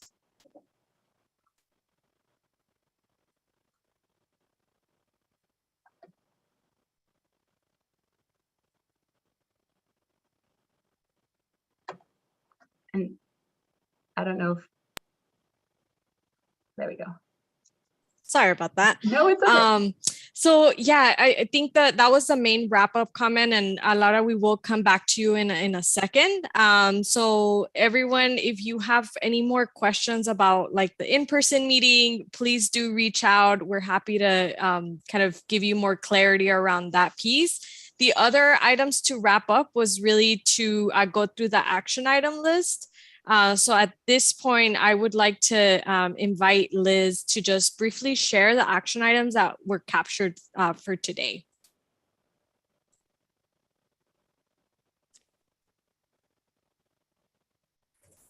Hi, everyone. The first action item, and of course, remember, if anything was miswritten or if you would like to add anything, definitely speak up. So the first one is the Air District will follow up with the CSC about rules and regulations for landfill dumping and road maintenance. Next is Kern County will share the list of county maintained roads and priorities with the CSC. Next is the Air District, CARB, and CSC We'll commit to working together to develop certain measures that are not restricted by other program requirements and that will not place additional burden on residents. Last is to discuss existing programs and metrics used that are relevant to the CERP and what the CSC can do to increase incentives to make them more effective for AB 617 communities. So if everyone agrees, great. Do feel free to make any additions. Thank you so much for those, Liz. And as people continue to have any comments on here about those suggestions, just type them in the chat and let us know any of the corrections. With that, I saw a couple hands up, so I am going to reference them. I'd love to create some space for the public comment before we adjourn. So I'd like to invite Laura to unmute herself and share her comment. Thank you for your patience.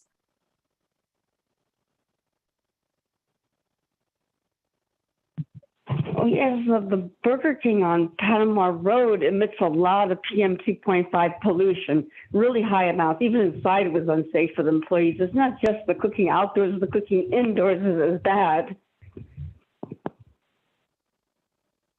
Thank you, Laura. And also the second thing is the pesticide. There was one thing about this FCCID pesticide found in wells near a farm, near the houses, wells of a house near a farm or something. A few other sites has been found around California over the safe levels in water, and it could be sprayed on crops and go and vaporize in the air. That's one of there's a big hearing. Tomorrow's the last day of the hearing on imidacloprid residues detections in groundwater. And also it was all about the pesticides, and one of them is even linked to thyroid disease, and there's a lot of health effects here they were giving. Yes, thank you, Laura. And I definitely noted your note, particularly about the smoke issues you were seeing at the location that you mentioned. And definitely, I think you're elevating a lot of the comments that were made from our OEHA and DPR presentation about pesticide health effects we had a couple of months ago. So thank you so much for that. The DPR is going on for the past 2 days, and there's one tomorrow too. Tomorrow morning, I think. Yeah, 9 a.m. live video. Definitely. That's good to know. It's by it's PCPA, or it was by DPR. DPR and OEHA was speaking on those other calls. It was all about the scientists and the rat studies and everything, and the human studies. Great. Thank you so much. Thank you, Laura. I really appreciate your comments. Thanks. Is there anyone else from the public that would like to make a public comment? I don't see any other hands, just creating a moment. Okay, I think that might be it. So Mario raised their hand. Go ahead, Mario. Yeah, I wanna say to that young lady who will speak right now, she's right what she was saying, and the only problem is that we don't go to those meetings to get a better understanding. And I hope whoever's listening, if they could go to those meetings, I thought they could have a better understanding what's really going on. And I appreciate that lady speaking out. Thank you. Thanks, Mario. Wonderful. Thank you all for your comments. And I know we went over, so good night, and thank you so much again for everything. Remember, we will see you at our next meeting in person. It's our regular time, April 27th. So we'll see you at the City of Arvin Veteran Hall. Thank you so much again. I don't know if Jessica or the community colleagues have any final comments. Just thank you times a million. That's all. I know we're all excited to see you in person. Wonderful. See you then. Thank you, everyone. Buenas noches. Gracias. Buenas noches. Buenas noches.